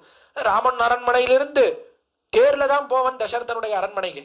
தேர்ல ஏறிக்கொண்டோ தசரதனுடைய அரண்மனைக்கு சென்று அவ்விடத்திலே அவனோடே சேர்ந்து அமுது செய்து விட்டு வருவன் என்று ராமாயணத்திலேயே அற்புதமாக எடுத்து காட்டுகிறார்கள் நம்முடைய பூர்வர்களாக. அதே போல இவ்விடத்துல தெரிவிக்கிறான் நந்தகோபன் காத்துட்டு இருக்கான். அட கண்ணா, ரொம்ப நேரம் ஆகாதே, அவருக்கும் பாவம், அவரும் சாப்பிடணும், ரொம்ப நேரம் அதனால நேரம் தாழ்த்தாதே, உடனடியா தீர்த்தமாடி விட்டு வா, அந்த அப்பனோடே சேர்ந்து நீ உண்பாயாக, நான் சொல்வதை நீ கேட்க வேண்டும், முன்னோடு உடனே உண்பான் காத்துருக்கான், அதனாலே தீர்த்தமாடி விட்டு வா அப்படின்னு தெரிவித்தாள் யசோதை பிராட்டி. சொல்லிட்டு பார்த்தா உடைய திருமேனியை பார்த்தா அப்படியே வாடி போய் இருந்தது. காட்டுக்கெல்லாம் நடந்து வந்தபடியாலே சோர்ந்து போய் சோர்வோட இருந்தான். பார்த்தாளோ இல்லையோ யசோதை பிராட்டி, யோ இப்படி வாடின திருமேனி ஆயிடுதே, எப்படிப்பட்ட திருமேனி இது, போய் வாடும்படியாக செய்தேனே வருத்தப்பட்டு பாசுரம் பாடுகிறாள். அடுத்த பாசுரம் 4வது பாசுரம். கடியார் பொழிலணி வேங்கடவா கரும் போரேரே, நீ முகக்கும் குடையும் செருப்பும் குழலும் தருவிக்க கொள்ளாதே போனாய் மாலே தெரிவிக்கிறார். கடியார் பொழிலணி வேங்கடவா, கடியார் பொழிலணி கடி நல்ல வாசனையோடைய கூடின பொழில்கள். பார்த்தாலும் புஷ்பங்கள் பூத்து குலுங்குகிறது. புஷ்ப மண்டபம்னு பேர் திருமலைக்கு. புஷ்பங்கள் பூத்து குலுங்குகிறது. அப்படிப்பட்ட புஷ்பங்கள் அதாலே சூழப்பட்ட திருமலையிலே பொழிலணி வேங்கடவா, திருவேங்கட மலையிலே நின்று கொண்டிருக்கக்கூடியவனே, எல்லாம் லோகமெல்லாம் வாழும்படியாக திருவேங்கட மலையிலே என்ன குணம், என்ன குணம், நிகரில் புகழாய் உலகம் முன்னுடையாய் என்னை ஆழ்வானே, நிகரில் அமரர் முனிக்கரங்கள் விரும்பும் திருவேங்கடத்தானே என்று வாத்சல்ய சுவாமித்த சௌஷீல்ய சௌலபியங்களை காண்பித்துக் கொண்டு அற்புதமாக நிற்கிறாயே பெருமானே. அப்படிப்பட்ட உன்னை என்ன பண்ணேன் நான், கரும் போரேரே, மேல என்னன்னா கருத்திருக்கிறாய் நீ, கடல் வண்ணன்னு கீழே தெரிவித்தா போல கருத்த நிறத்தோடைய கூடியிருக்கிறாய், கரும் போரேரே. அதற்கு மேல என்ன, போருக்கு செல்லக்கூடிய எருது, ஏர் இருக்கிறதே எருதுகள், எருதை போலே இருக்கிறாய் நீ. அப்படிப்பட்ட ஏரை போல இருக்க எருது எப்படி யாருக்கும் அடங்காதோ, அங்கும் இங்கும் நடக்குமோ, அதை போல இந்த ஊர்ல நடந்துட்டு இருந்த திருவாய்ப்பாடியிலே நீ நடக்கக்கூடிய காலத்துல அப்படி அனுப்பி பவனியராய் யாராலையும் அடக்க முடியாதபடியா அப்படி மேனாணிப்பு தோன்ற நீ நடந்தான்னா பட்டிமேந்தோர் காரேறு, பட்டிமேந்தோர் காரேறு என்று கருத்த நிறத்திலே இருக்கக்கூடிய ஏறு, எருதுன்னா எப்படி இருக்கா அப்படின்னா பட்டிமேந்தோர். இந்த திருவாய்ப்பாடியிலே நடக்கக்கூடிய காலத்துல என்ன யார் என்ன சொல்றது, நம்ம யார் என்ன தெரிவிப்பார்கள், அப்படி மேனாணிப்பு தோன்ற அப்படி தலையை தூக்கி கொண்டு நடந்து கொண்டிருந்தாய் திருவாய்ப்பாடியிலே. அப்படிப்பட்ட உன்னை என்ன பண்ணேன் தெரியுமா, கரும் போரேரே, நீ முகக்கும் குடையும் செருப்பும் குழலும், நீ மிகுந்த ஈடுபாடோட கூடியிருக்கக்கூடிய குடை, வெயில் அது படாம இருக்கிறதுக்காக மழை என்ன அதுல இருந்தெல்லாம் உன்னை ரட்சிப்பதற்காக இருக்கக்கூடிய குடை இருக்கிறதே, அந்த குடையும் கொடுக்கவில்லை. அதற்கு மேலே காட்டிலே முள்ளெல்லாம் குத்தாதபடியாக, முள்ளு கல்லு இதெல்லாம் குத்தாதபடியாக செருப்பு, காலுக்கு அணிந்து கொள்ளக்கூடிய பாதுகை அதையும் கொடுக்கவில்லை. நீ முகக்கும் குடையும் செருப்பும் குழலும், மேலே குழல் வேங்குழல், பசுக்களை எல்லாம் மேய்ப்பதற்கு பசுக்கள் போறதுக்கு, அதற்கு மேலே பசுக்கள் அங்க ரெண்டா மேயறதுக்கு திரும்பி வரத்துக்கு எல்லாத்துக்கும் குழலை வாசிப்பேன். ஒவ்வொரு குழல்ல ஒவ்வொரு ராகத்திலே வாசித்தால் பசுக்கள் போகும் வரும் இதெல்லாம் பண்ணும்.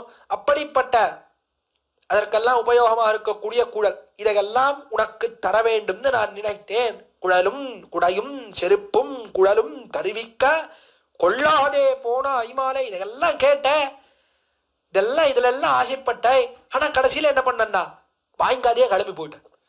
இதெல்லாம் கொடுக்கணும்னு நினைத்தேன். குடையென்ன, செருப்பென்ன, குழல் என்ன, இதெல்லாம் கொடுக்கணும்னு போயிட்டேன். கொடுக்கணும்னு நினைத்தேன்.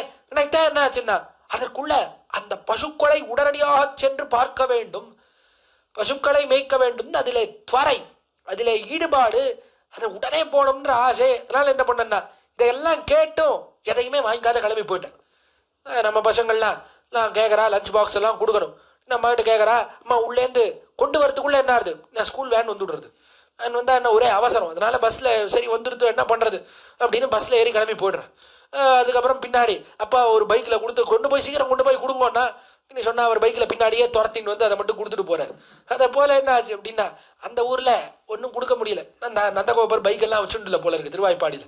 அதனால் அவ்விடத்துல கொடுக்க முடியல. அதனால் என்ன ஆயிடுச்சுன்னா கடைசியில் இதையெல்லாம் கொடுப்பதற்கு முன்பாகவே நீ புறப்பட்டு போனாய்.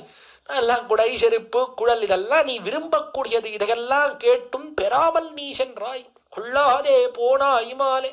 அப்படி போனபடியால என்ன ஏற்பட்டது? கடியவெங்கானிடை கண்ணின் பின் போன சிறுகுட்ட செங்கமல அடியும் வெதும்பி. கடியவெங்கானிடை ரொம்ப கடுமையாக இருக்கக்கூடிய வெங்காடு, வெங்கானிடைன்னு வெம்மையோட வெப்பத்தோட கூடின காடு, கொடூரமா வெயில் அடிக்கிறது, எல்லாம் கல்லும் முள்ளுமாக இருக்கக்கூடிய காடு. அப்படிப்பட்ட காட்டுக்குள்ளே நடந்தாய். கடிய வெங்கானிடை கண்ணின் பின் போன கன்றுகள் அது நடந்த திசையிலே எல்லாம் அவை பின்னே சென்றாய். பின்போன சிறுகுட்ட செங்கமல. சிறுகுட்டன்னு ரொம்ப சிறியவனா இருக்கு, சிறிய பருவத்தோடைய கூடியிருக்கிறான். நன்னா பெரியவன்னா பரவாயில்ல, நன்னா வளர்ந்தாச்சு, காலெல்லாம் கொஞ்சம் அப்படி நன்னா கரடு முரடாக ஆயிடும். அப்படியும் இல்லை, ரொம்ப சிறியவனா இருக்க. மேல என்ன சிறுகுட்ட செங்கமல அடி. திருவடி எப்படி இருக்குன்னா அடியே சிவந்த தாமரையை போல இருக்கிறது, தாமர புத்தா போல இருக்கக்கூடிய திருவடி. தாமரைன்னு தெரிவித்தது என்னன்னா அதனுடைய சௌகுமாரி திருமேனி இருக்கே, அந்த திருவடி இருக்கே சுகுமாரமா இருக்கு. மேலே மிகுந்த மார்தவத்தோட ரொம்ப மிருதுவாக இருக்கக்கூடிய திருவடிகள். நீ பட்டாலே அப்படி பஞ்சு மேலதான் நடக்கணுமோ சொல்லும்படியா அப்படி பசுகாக இருக்கக்கூடிய திருவடி, மிகுந்த அழகோட கூடி இருக்கக்கூடிய திருவடி. அப்படிப்பட்ட திருவடியை கொண்டு காட்டிலே நடந்தாய். அதுவும் செருப்பும் இல்லைன்னு, செருப்பையும் கொடுக்கல, செருப்பும் இல்லாமல் காட்டிலே நடந்தபடியால் என்ன ஆயிடுத்து? அடியும் வெதும்பி. திருவடி இருக்கே அதெல்லாம் வெதும்பியது, அதெல்லாம் நோவு ஏற்பட்டது. திருவடிகள்லாம் நோவு சாத்திட்டு அதெல்லாம் வாடி போயிடுதுன்னா, திருவடிகள்லாம் வாடி போயிடுது. அப்படி அல்லவா அந்த திருவடியை கொண்டு நடந்திருக்கிறாய். ஓ பாப்பியானேனே, காலுக்கு ஒரு செருப்பு கூட கொடுக்காது அனுப்பிச்சுட்டேன். எப்படிப்பட்ட கொடூரம் இது! செருப்பில்லாமல் உன்னை அனுப்பினேன். கடியவெங்கானிடை கண்ணின் பின் போன சிறுகுட்ட செங்கமல அடியும் வெதும்பி. சிறுமையான அந்த பருவம், அதற்கு சேர இருக்கக்கூடிய சௌகுமாரியமான திருவடிகள் அவையெல்லாம் வெதும்புவது, கடைசியிலே வாடியது. மேல என்ன ஏற்பட்டது? உன் கண்கள் சிவந்தாய். காலில் நடந்தா என்ன ஆகும்? செருப்பில்லாத வெயில்ல நடந்தா என்ன ஆகும்னா கண்கள் எல்லாம் தன்னுடைய செவந்துடும். வெயில்ல எல்லாம் ஒரே உஷ்ணம், அது கால் வழியா ஏறித்துன்னா கண்களெல்லாம் சிவப்பு ஏற்படும். இப்படி சிவந்துடுத்து கண்ணெல்லாம், செருப்பு போடாத நடந்தபடியாலே கண்களெல்லாம் சிவந்தது. அதற்கு மேலே கண் சிவந்ததற்கு இன்னும் பல காரணம் உண்டு. என்ன காரணம்? இனா அப்படியே உத்து பார்த்துட்டே இருந்தேன். எந்த இடத்துல மேய்ஞ்சா நன்னா சரியா இருக்கும்னா, எந்த இடத்துல மேய்ச்சல் பூமி அது சரியா இருக்கு, எந்த இடத்துல பசுக்கள் எல்லாம் அதாவது புல்லெல்லாம் நன்னா வளர்ந்துருக்கு, எந்த இடத்துல இந்த பசுக்கள் எல்லாம் போய் மேய்ஞ்சா சரியா இருக்கும், அங்க நன்னா இருக்குமா, இங்க நன்னா இருக்குமா, இங்க நன்னா இருக்குமா, நீ ஒவ்வொரு இடத்தையும் நன்னா உத்து பார்த்தேன். இந்த கண்ணனுக்கு என்ன டெலஸ்கோப் எல்லாம் கொடுத்து அனுப்பலை. நான் இருந்தா எல்லாம் சுற்றி பார்த்துருக்கலாம். விடத்துல நான் செருப்பே கொடுக்கல, மேலே எங்கே டெலஸ்கோப் எல்லாம் கொடுக்க போறா, ஒன்றும் கொடுக்கல. அதனால் உத்து எந்த இடத்துல நன்னா புல்லெல்லாம் நன்னா வளர்ந்துருக்கு அப்படின்னு உத்து பார்த்தேன். அதற்கு மேலே என்ன அப்படின்னா பசுக்கள் எல்லாம் மேய்க்க அனுப்பினேன். எல்லாம் உத்து பார்த்துட்டு இந்த இடத்துலலாம் புல்லு நன்னா இருக்கு அப்படின்னு அனுப்பினவாரே எல்லாம் நன்னா மேய்ஞ்சுட்டு இருக்கு. மேய்ஞ்சிருந்தா டடா பசுக்கள்லாம் நன்னா சாப்பிட்டுதா, வயிறு ரொம்பித்தா இல்லையா, இன்னும் கொஞ்ச நேரம் நன்னா மேயணுமா, வேற மேய்ச்சல் இடத்துக்கு கூட்டின்னு போனோமா, வயிறு ரொம்பித்தா இல்லையா, நிறைந்ததா இல்லையா அப்படின்னு அதையெல்லாம் உத்து பார்த்து இதையெல்லாம் உத்து பார்ப்பது. அதற்கு மேலே எந்த பக்கத்திலேருந்து துஷ்ட மிருகங்கள் வருகிறது, காட்டில் ஏதாவது புலி சிங்கம் ஏதாவது வருதா, பசுக்களை வேட்டையாடுறதுக்கு துஷ்ட மிருகங்கள் வருதா அப்படின்னு சுற்றி உத்து பார்க்கறது.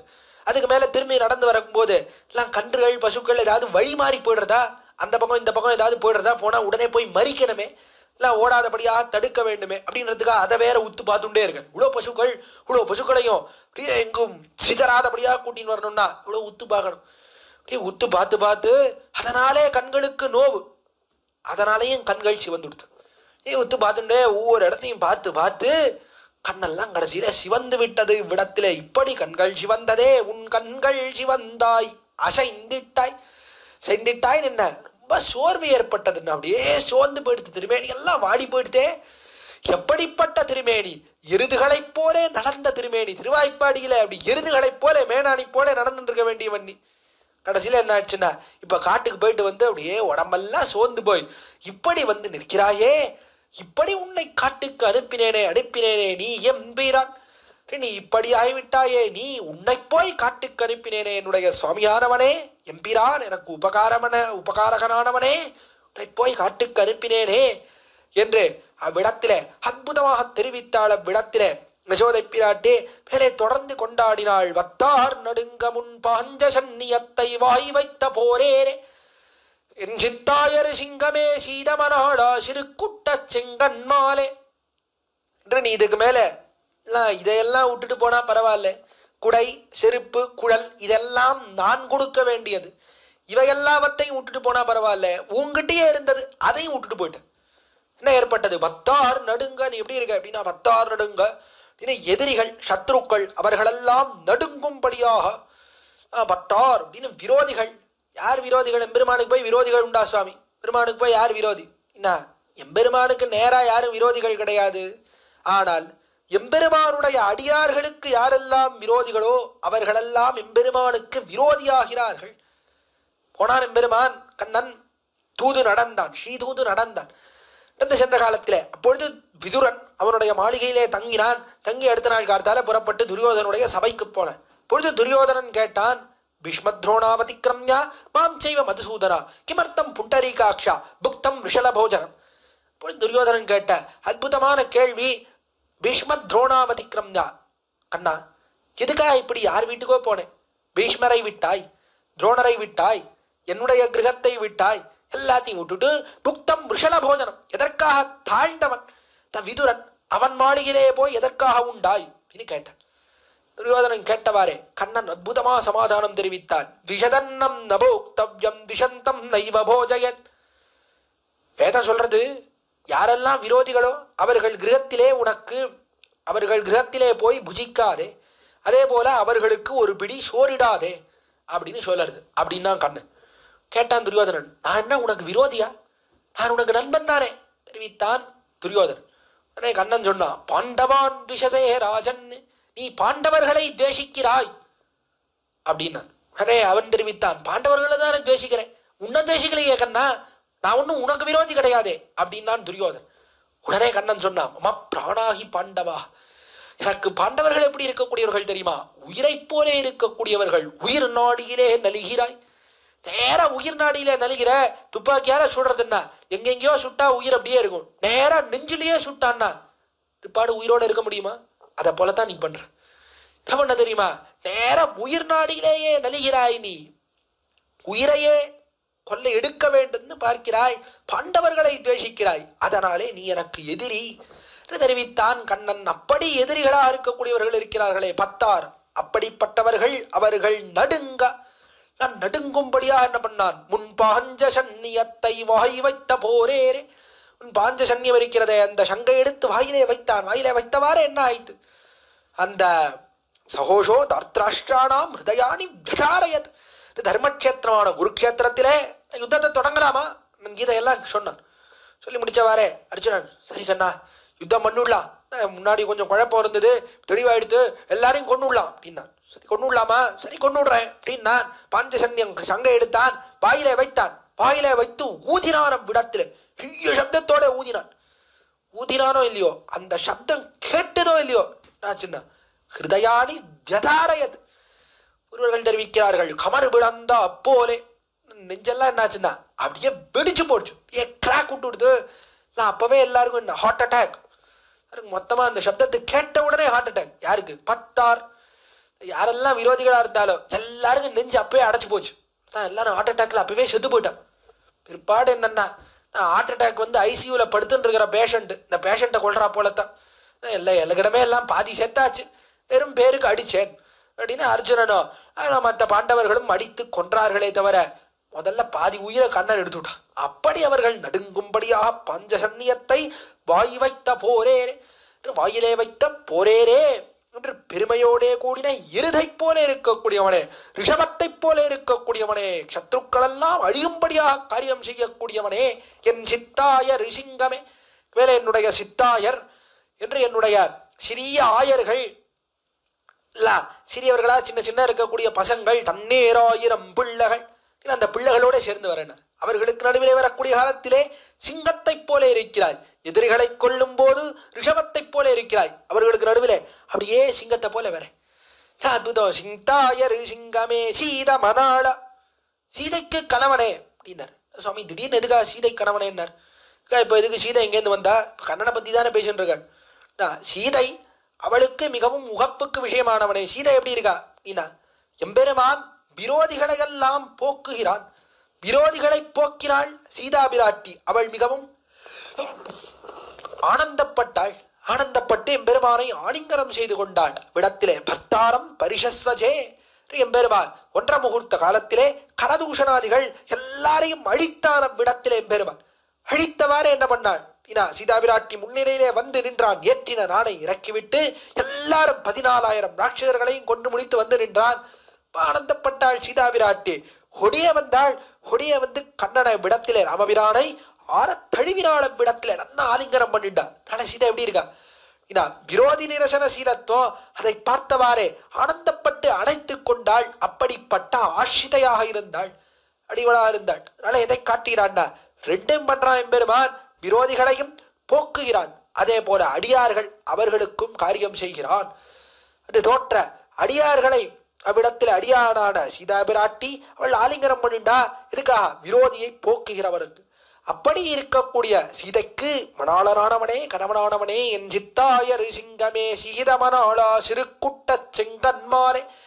சிறுக்குட்டன் சிறிய குட்டனாக இருக்கிறாய், சிறிய பருவத்தோடே கூடினவனாக இருக்கிறாய். சிங்கன்மால் சிவந்த கண்களோடே கூடியிருக்கிறாய். என்ன அழகு, என்ன அழகு, இந்த அழகோடே கூடியிருக்கிறாய். எப்படிப்பட்ட செங்கன்மாலே சித்தாடையும் சிறுபத்திரமும் இவ கட்டினின் மேல் வைத்து போய்.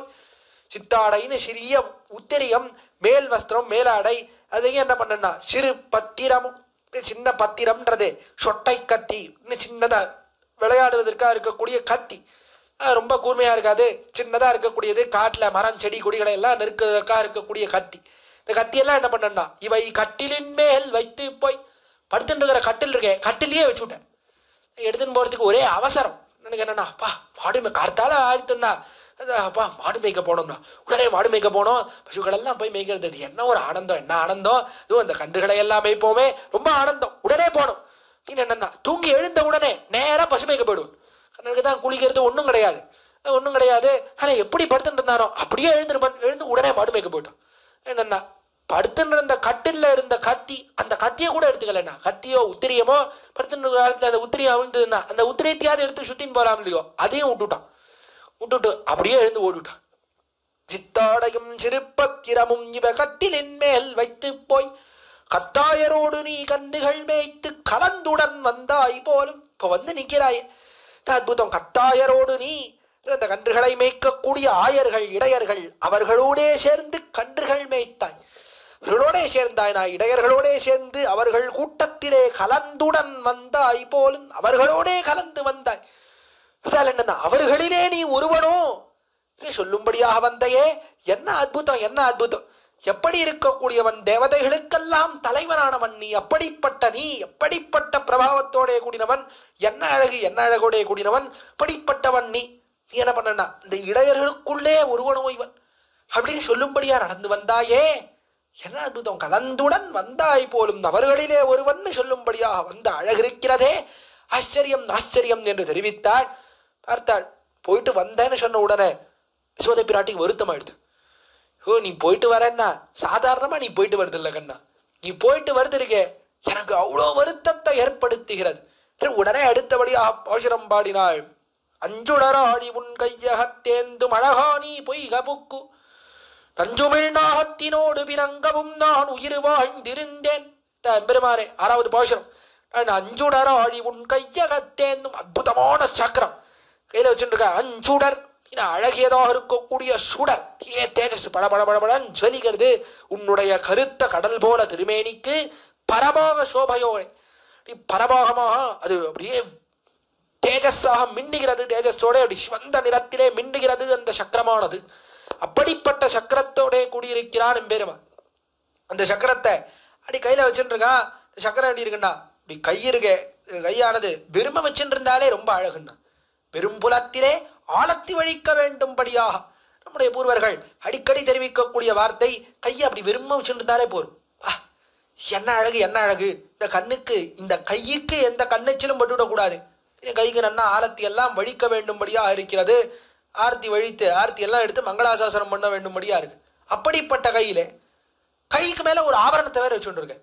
என்ன ஆபரணம் சுவாமி? என்ன ஆயுதம் இருக்கே, அது ஆபரணம். பெருமானுடைய கைக்கு எப்படி இருக்கிறது? திருவாழி திருச்செங்கல்லாம் எப்படி இருக்குண்டா, அவனுக்கு ஆபரணமாக இருக்கிறது. இவையெல்லாம் ஆயுதங்களாக தெரிவதல்ல. யாருக்கு ஆயுதங்களா இருக்கு இதெல்லாம்? என்ன விரோதிகளுக்கு தான் ஆயுதங்களா இருக்கு.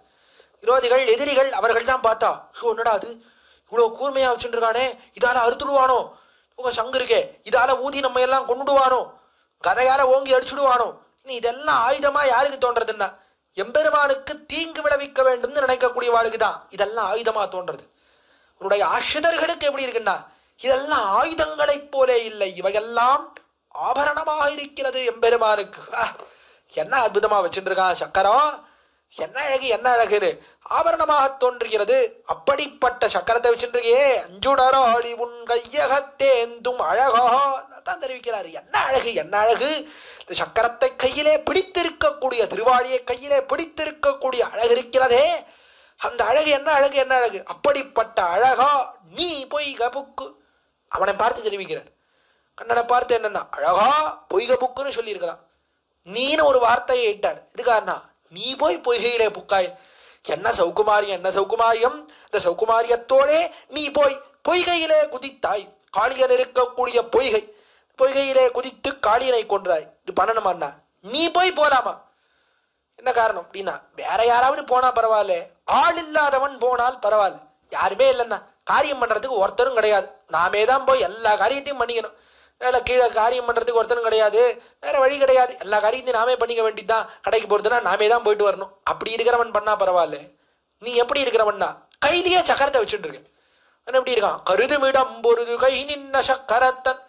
கருதுமிடம் பொருதுன்னு தொட்டால் போரும், அப்படி நினைத்தால் போரும் மனதால உடனே போய் காரியத்தை முடிச்சுட்டு வந்துடுறான். அப்படிப்பட்ட ஒரு அடியவன் அவனை கையில வச்சுட்டு இருக்கு. கையில வச்சுட்டு அவனை ஆயுதம்னே மறந்துட்ட போல இருக்கு. ஆயுதமா அவனை வச்சு கொல்லலான்றதே மறந்துட்ட போல இருக்கு. அப்படியே ஆபரணமா அவனை கையில வச்சுட்டு இருந்து அந்த சக்கரத்தோட சேர்ந்து நீ போய் குதித்தாய் காளியன் மேலே. என்ன அற்புதம். இப்படி போய் செய்ய வேண்டுமா? ஏதோ காட்டுக்கு போன வரன்னா, காட்டுக்கு போனா அப்படியே வருது இல்ல, அங்க போய் அந்த அசுரனை கொல்லுகிறேன், இந்த அசுரனை கொல்லுகிறேன் அப்படின்னு அதை வேற பண்றேன். போனா நேரா போய் என்ன பண்ண, அழகோ நீ பொய்க புக்கு. நீ பொய்கையிலே புகுந்தாய், இவ்விடத்திலே ஏறினாய். நிக்கரனின்ன கடம்பை ஏறி காளியனுச்சியில் நட்டம் பாய்ந்து பொற்களமாக நிறுத்தம் செய்தானு. அவ்விடத்தில் இருக்கக்கூடிய கதம்ப மரம் மேலே ஏறினான் பெருமான். புத்தனில் கடம்பேறி புகப்பாய்ந்துன்னு பெருமானுடைய திருவடிபட்டவாறே அந்த கதம்பமானது பூத்தது. அப்படிப்பட்ட கதம்ப மரத்தின் மேலே ஏறினான். ஏறிய விடத்திலிருந்து குதித்தான் காளியன் மேலே. நஞ்சுமிழ் நாகத்தினோடு பிணங்கவும். நேர போய் என்ன பண்ணான், நஞ்சுமிழ் நாகம் இருக்கிறதே இந்த காளியன், காளியனோட பிணங்கவும். பிணங்கவும் என்னாச்சுன்னா, நன்னா அதோட கட்டுண்டான். குதிச்ச உடனே என்னாச்சுன்னா, தன்னுடைய உடம்பாலே அந்த பாம்பானது இவனை நன்றாக இருக்கித்து நன்னா கட்டு எடுத்து சுத்தி எடுத்து சுத்தினா இவனா அந்த கட்டிலிருந்து தன்னை விடுவித்துக் கொண்டான். விடுவித்துக் கொண்டபடியாலே மிகுந்த கோபம் காளியனுக்கு. இந்த கோபத்தினாலே நன்னா எங்கு பார்த்தாலும் விஷத்தை கக்கித்து, விஷத்தை நஞ்சூமிழ் தந்திருக்கிறார். நஞ்சுன்னு விஷம், விஷத்தை நன்னா கக்கித்து வெள்ள வந்தான் பெருமான். விடுவித்துக் கொண்டான். விடுவித்துக் கொண்டு அதன் தலை மேல ஏறினான். இன்னும் இப்படி பிணங்கவும் அதுவும் இவனும் ஒண்ணுன்ற மாதிரி என்னவோ கட்டிட்டு இப்படி விளையாடிட்டு இருக்காளே. பாம்போட போய் இப்படி யாராவது விளையாடுவாள? விளையாடிண்டு அதுக்கு மேல அது தலை மேல ஏறி, பாம்புனா ஒரேடியா கொல்ல வேண்டிதானே, பெரிய அது தலை மேல ஏறி அது மேல ஒரு நாட்டியம். பாம்பை என்னவோ பெரிய அரங்காக வைத்துக் கொண்டு அதன் தலையில அப்படி நாட்டியம் ஆடினான். கண்ணா அது ரத்தத்தை எல்லாம் வெள்ளை கக்கும்படியா அப்படி நாட்டியமாடினான் அந்த காளியனுடைய தலையிலே. அப்படி நாட்டியமாடின பிற்பாடும் நான் உயிர் வாழ்ந்திருந்தேன், அது அறிந்தும் நான் உயிரோட இருந்தேன். எப்படிப்பட்ட கல் நெஞ்சு எனக்கு தெரிவித்தாரே. என்னின் மனம் வலியாளொரு பெண் இல்லை. என்னோட கடுமையான வலியுடைய மனதிருக்கக்கூடிய பெண் பிள்ளை அவள் ஒருத்தி கிடையவே கிடையாதுன்னு. எப்படிப்பட்ட காட்டின்யத்தை, எப்படிப்பட்ட கல் நெஞ்சை உடையவளா இருந்தேன், உயிரோட இருந்தேனே. உண்மையிலேயே நன்னா யசோதை பிராட்டி இதை கேட்டவாறே அப்படியே மயங்கி போய் விழுந்தாள விடத்திலே. மயங்கினா என்ன பிரயோஜனம்? இது கேட்ட உடனே உயிர் போயிருக்கணும். உயிர் போகாத இன்னும் உயிரோட நின்றுருக்கேனே, எப்படிப்பட்ட கல் நெஞ்சு எனக்கு. நான் உயிர் வாழ்ந்திருந்தேன், என் செய்ய என்ன வயிறு மறுக்கினாய். கண்ணா என்ன காரணம், எதுக்காக இப்படி பண்ற? எப்ப பார்த்தாலும் என் வயிறு மறுக்கினாய். வயிறு மறுக்கல்னா என்ன? நீனா வயிறை கலக்குகிறாய், வயிறு நன்னா கலங்கும்படியா பண்ற. எப்ப பார்த்தாலும் வயிற்று அப்படியே பிடிச்சுக்கிற மாதிரி. ஐயோ என்ன ஆகுமோ, ஐயோ அசுரன் வந்தாளா, பூதனை வந்தாளா, ஐயோ காளியன் அவனுடைய பொய்க்குள்ளே குதிச்சுட்டானா. எப்ப பார்த்தாலும் வயிற்ற பிடிக்க வேண்டியதா இருக்குன்னு கண்ணனை காத்துக்கு அனுப்பினா திடீர்னு ஒருத்தா ஓடி வரா. ஐயோ கண்ணன் நீங்க தெரியுமா, கண்ணனை கொல்வதற்கா பெரிய குதிரை, அந்த குதிரையோட கண்ணன் சண்டை போட்டு இருக்கான். பெரிய பக்ஷி, அதன் வயிற்றுக்குள்ளே கண்ணன் போய் விட்டான். பெரிய கழுதை, அதோட கண்ணன் சண்டை போட்டு இருக்கான். தேனுகாசுரன் கழுதையோட சண்டை போட்டு இருக்கான். பெரிய காளியன் அவன் இருக்கக்கூடிய குளத்துக்குள்ளே குதிச்சுட்டான். எப்ப பார்த்தாலும் வயிற்ற பிடிக்க வேண்டியதா இருக்குன்னா விடத்துல எங்க பார்த்தாலும் ஒரே வயிற்ற பிடிக்க வேண்டும்படியா இப்படி காரியம் பண்றையே. இதுக்கு காரணம் என்ன? என்னுடைய வயிறு கலங்கிறதுல உனக்கு என்ன ஆனந்தங்கண்ணா? இதுக்கா எப்படி போய் பண்ற? என் செய்ய என்ன வயிறு மறுக்கினாய், ஏதுமோ அச்சமில்லை. உனக்கு ஒரு பயமும் இல்லை இருக்கியே, உனக்கு ஒரு பயம், எதையாவது கண்டு பயப்பட வேண்டாமா? ஒண்ணு என்னன்னா, ஐயோ இப்படி போய் காளியன் பொய்கைக்குள்ள குதிக்கிறோமே, நமக்கு ஏதாவது ஆபத்தாயிடுமோ அப்படின்னு பயம் இல்லை. சரி நான் உனக்கு ஆபத்தாரத்தை பத்தி தான் பயம் இல்லை. ஐயோ நம்ம தாயார் அவள் வருத்தப்படுவாளே, அவள் வயிறெல்லாம் எரியுமே, அவள் துக்கப்படுவாளே அப்படின்னு அதுக்காவது பயப்படுறியா? அதுக்கும் பயப்படுறது இல்லை. சரி ஊரார் அவர்கள் என்ன பாடுபடுவார்களோ, அவளுக்கும் ரொம்ப வருத்தம். நான் போர்க்களமா நிறுத்தம் செய்தா கண்ணன் ஏறி நாட்டியம் ஆடின உடனே என்ன ஏற்பட்டதுன்னா எல்லாரும் மயங்கிவிட்டா. போர்க்களமாக, போர்க்களம் தான் என்ன, போர்க்களத்துல என்ன இருக்கும், யுத்த காலத்துல என்ன இருக்கும்னா எங்கு பார்த்தாலும் பிணங்கள், இங்கு பார்த்தாலும் எல்லாம் அடிபட்டு எல்லாம் கீழே அப்படியே செத்து போய் கிடப்பா. அதை போல என்னாச்சுன்னா பொய்கை கரை இருக்கிறதே, பொய்கை கரைக்கென்ன உத்திரவி ஆண்டாள் சொல்றா. பொய்கை கரை என்ன ஏற்பட்டதுன்னா போர்க்களமாக மாறியது, யுத்த களமா ஆயிடுத்து. என்ன சுவாமி என்ன எல்லாரும் சண்டை போட்டு ஆரம்பிச்சுட்டாளா? நான் அங்க ஏதாவது சண்டை வந்து கொடுத்தா யாரு முதல்ல நின்று பாக்குறது, யாருக்கு தூண், நீ அங்க ஏதாவது சண்டை வந்து கொடுத்தா அந்த மாதிரி ஏதாவது சண்டையா அப்படின்னா அந்த சண்டையெல்லாம் இல்லை, எல்லாம் மயங்கி போய் விழுந்துட்டா. கண்ணனை பார்த்த உடனே மயங்கி போய் கடைசியில பார்த்தா இங்கு பார்த்தாலும் பிணங்கள் கிடக்கிறா போல இருந்தது, போர்க்களம் யுத்த களத்தை போல இருந்தது. அப்படி நீ அல்லவா விடத்திலே காளியின் மேலே ஆடின, ஊர்ல இருக்கிறவா அவ என்ன பாடுபடுவாளோ அதை பத்தி வச்சியா? அதுவும் கிடையாது. எதுக்கும் பயம் என்பதே கிடையாது, எதுமோ ஒரு அச்சமில்லை. இப்படி கடைசியில என்ன பண்றா, கஞ்சன் மனத்து குகப்பனவே செய்தாய். கம்சன் மனத்துக்கு எதிர ஆனந்தமோ அதைத்தான் நான் பண்றேன், எங்களுக்கு என்ன ஆனந்தமோ அதை பண்ண மாட்டேங்கிறேன். கம்சனுக்கு என்ன ஆனந்தம், கம்சனுக்கு என்ன ஆனந்தம்னா எப்படி உன்னை கொல்லலாம். கண்ணன் ஒழிஞ்சான்னா அப்பாடா ஆனந்தப்படுவன். அதுக்காகத்தான் அசுரர்கள் அமிச்சுட்டே இருக்கான். நீ என்ன பண்றன்னா அவன் அனுப்புற அசுரன் அவளோட சண்டை போடுறது மட்டும் இல்லாமல் அவன் அனுப்பாத அசுரன். காளியன் எப்படி இருக்கான், அசுர பிரகிருதி அல்லவா, ஏன் கொல்ல வேண்டும் அல்லவா நினைத்தான். அப்படிப்பட்ட காளியன் அவன் தலையிலையும் போய் குதிக்கிறேன். அவனுக்கு என்ன அர்த்தம், பாடா ஆனந்தப்பா காளியன் பைக்குள்ள போயிட்டானா ஏதோ ஒன்று கண்ணன் தொலைஞ்சா சந்தோஷம் அப்படின்னு இப்படி கம்சன் ஆனந்தப்படுற காரியத்தையே பண்றியே தவிர நாங்கள் ஆனந்தப்படுற ஒரு காரியம் பண்ண மாட்டேங்கிறேன். இப்படி இருக்கிறாயே கண்ணா, கஞ்சன் மனத்து குகப்பனவே செய்தாய். அவன் அழிக்கணும்னு நினைக்கிறான், அதுக்கேற்ப அழிய காரியங்கள் அதையே போய் பண்ற. இப்படி பண்ணுகிறாயே கஞ்சன் மனத்து குகப்பனவே செய்தாய். காயாம்பூ வண்ணம் கொண்டாய். காயாம்பூ வண்ணம் கருத்து, காயாம்பூ கருப்பு நிறத்தில் இருக்கக்கூடிய வண்ணம், அந்த வண்ணத்தோடே நிறத்தோடே கூடியிருக்கிறாய். என்ன ஒன்னே ஒண்ணு, இந்த காரியங்களெல்லாம் பண்ண பிற்பாடும் இந்த நிறத்துக்கு ஒரு வாட்டம் ஏற்படவில்லை, திருமேனிக்கு எந்த வாட்டமும் ஏற்படவில்லை. அதனாலே நாங்கள் பிழைத்திருந்தோம், இல்லைன்னா எங்களுக்கு உயிரெல்லாம் போயிருக்கோம். இந்த திருமேனிக்கு எந்த வாட்டமும் இன்னும் ஏற்படாதபடியாலே நாங்கள் பிழைத்திருந்தோம் தெரிவித்தவாறே. யோ இப்படி அசுரா இவனுக்கு துக்கத்தை ஏற்படுத்துறாளே, இந்த அசுரர்கள் எல்லாம் ஒழிய வேண்டும், எல்லாரும் நாசமா போடும் நீ சொல்ல நினைத்தாள். பாசுரம் பாடுகிறாள். அடுத்த பாசுரம் 7வது பாசுரம். பன்னியுமாமயுமீனமுமாகிய பார்க்கடல் வண்ணா உன்மேல் கண்ணின் உருவாகி மேய்ப்புலத்தே வந்த கள்ளாசுரர் தம்மை இருக்கிறார். பன்னியுமாமயுமீனமும் பன்றி பெருமான் பன்றியாக திருவவதாரம் பண்ணினான் பூமி பிராட்டியை தூக்குவதற்காக. மேலே ஆமையாக திருவவதாரம் பண்ணினான் மந்திரமதையை தாங்குவதற்காக. மேலே மீனாக வந்து திருவவதாரம் செய்தான் எம்பெருமான். எல்லாம் பிரளயத்திலிருந்து எல்லோரையும் காப்பதற்காக இப்படி அவதாரங்களை எல்லாம் பண்ணாய் தெரிவித்தார். முதல்ல என்ன பண்ணார்னா பண்ணிய சொல்லிட்டார். சுவாமி எம்பெருமான் இப்படியா பிறந்தான்? முதல்ல மீனோடு ஆமை கேழல், மீனா பிறந்தான், பிற்பாடு ஆமையா பிறந்தான், பிற்பாடு வராமா பிறந்தான். இப்படித்தானே பார்க்கிறோம் தசாவதாரத்துல. இவர் என்னவோ திடீர்னு பண்ணிய முதல்ல சொல்லிட்டாரே. முதல்ல வராமா பிறந்தாரா ஆமையாக பிறந்தாரா? நான் பிறந்தது என்னவோ முதல்ல மீனாகத்தான் பிறந்தான். ஆனால் ஆமையாக பிறந்த காலத்திலே பண்ண காரியம் அதனுடைய பெருமையை நினைத்தார். நினைத்தபடியாலே அவ்விடத்திலே வராமாக பிறந்த காலத்திலே எம்பெருமான் பண்ண காரியம் அதனுடைய பெருமையை நினைத்தபடியால் என்ன பண்ணார்னா முதல்ல வராத சொல்லிட்டார். என்ன பெருமை சுவாமி? நான் ஒரு காரணம் பூமி பிராட்டியை ரட்சித்தான். அதற்கு மேல என்னன்னா பூமி பிராட்டியை தூக்கினதற்காட்டிலும் பூமியில இருக்கக்கூடிய எல்லோரையும் தூக்க வேண்டும் என்பதற்காக பல உபாயங்களை எம்பெருமான விடத்திலே தெரிவித்தான், பல வழிகளை தெரிவித்தான். சுகரன் சொன்ன சுகரோபாயம்னு கொண்டாடுகிறார்கள் நம்முடைய பூர்வர்கள். பெருமாள் என்ன பண்ணார் அப்படின்னா தூக்கினார் பூமி பிராட்டிக்கு. இந்த லோகத்திலே இருக்கக்கூடியவர்கள் எல்லாம் வெளியிலே வருவதற்குண்டான வழிகளை விண்ணப்பித்த அவ்விடத்திலே உபதேசித்தான் எம்பெருமான். என்னையே நினைத்தார்கள்.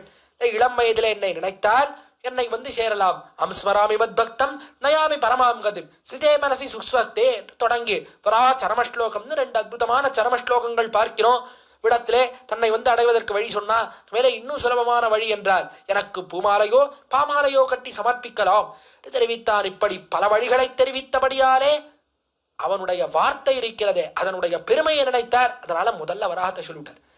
வழிகளை எல்லாம் உபதேசித்தபடியினால தான் ஆழ்வார் என்ன பண்ணார்னா கொண்டாடுகிறார் வராகப் பெருமாளையும். நிறத்துருவாய் இடந்தபிரான் இருங்கற்பகம் சேர்வாடத்தவர்க்கும் அல்லாதவர்க்கும் மத்தெல்லாயவர்க்கும் ஞானப்பிரான எல்லால் இல்லை நான் கண்ட நல்லதுவே.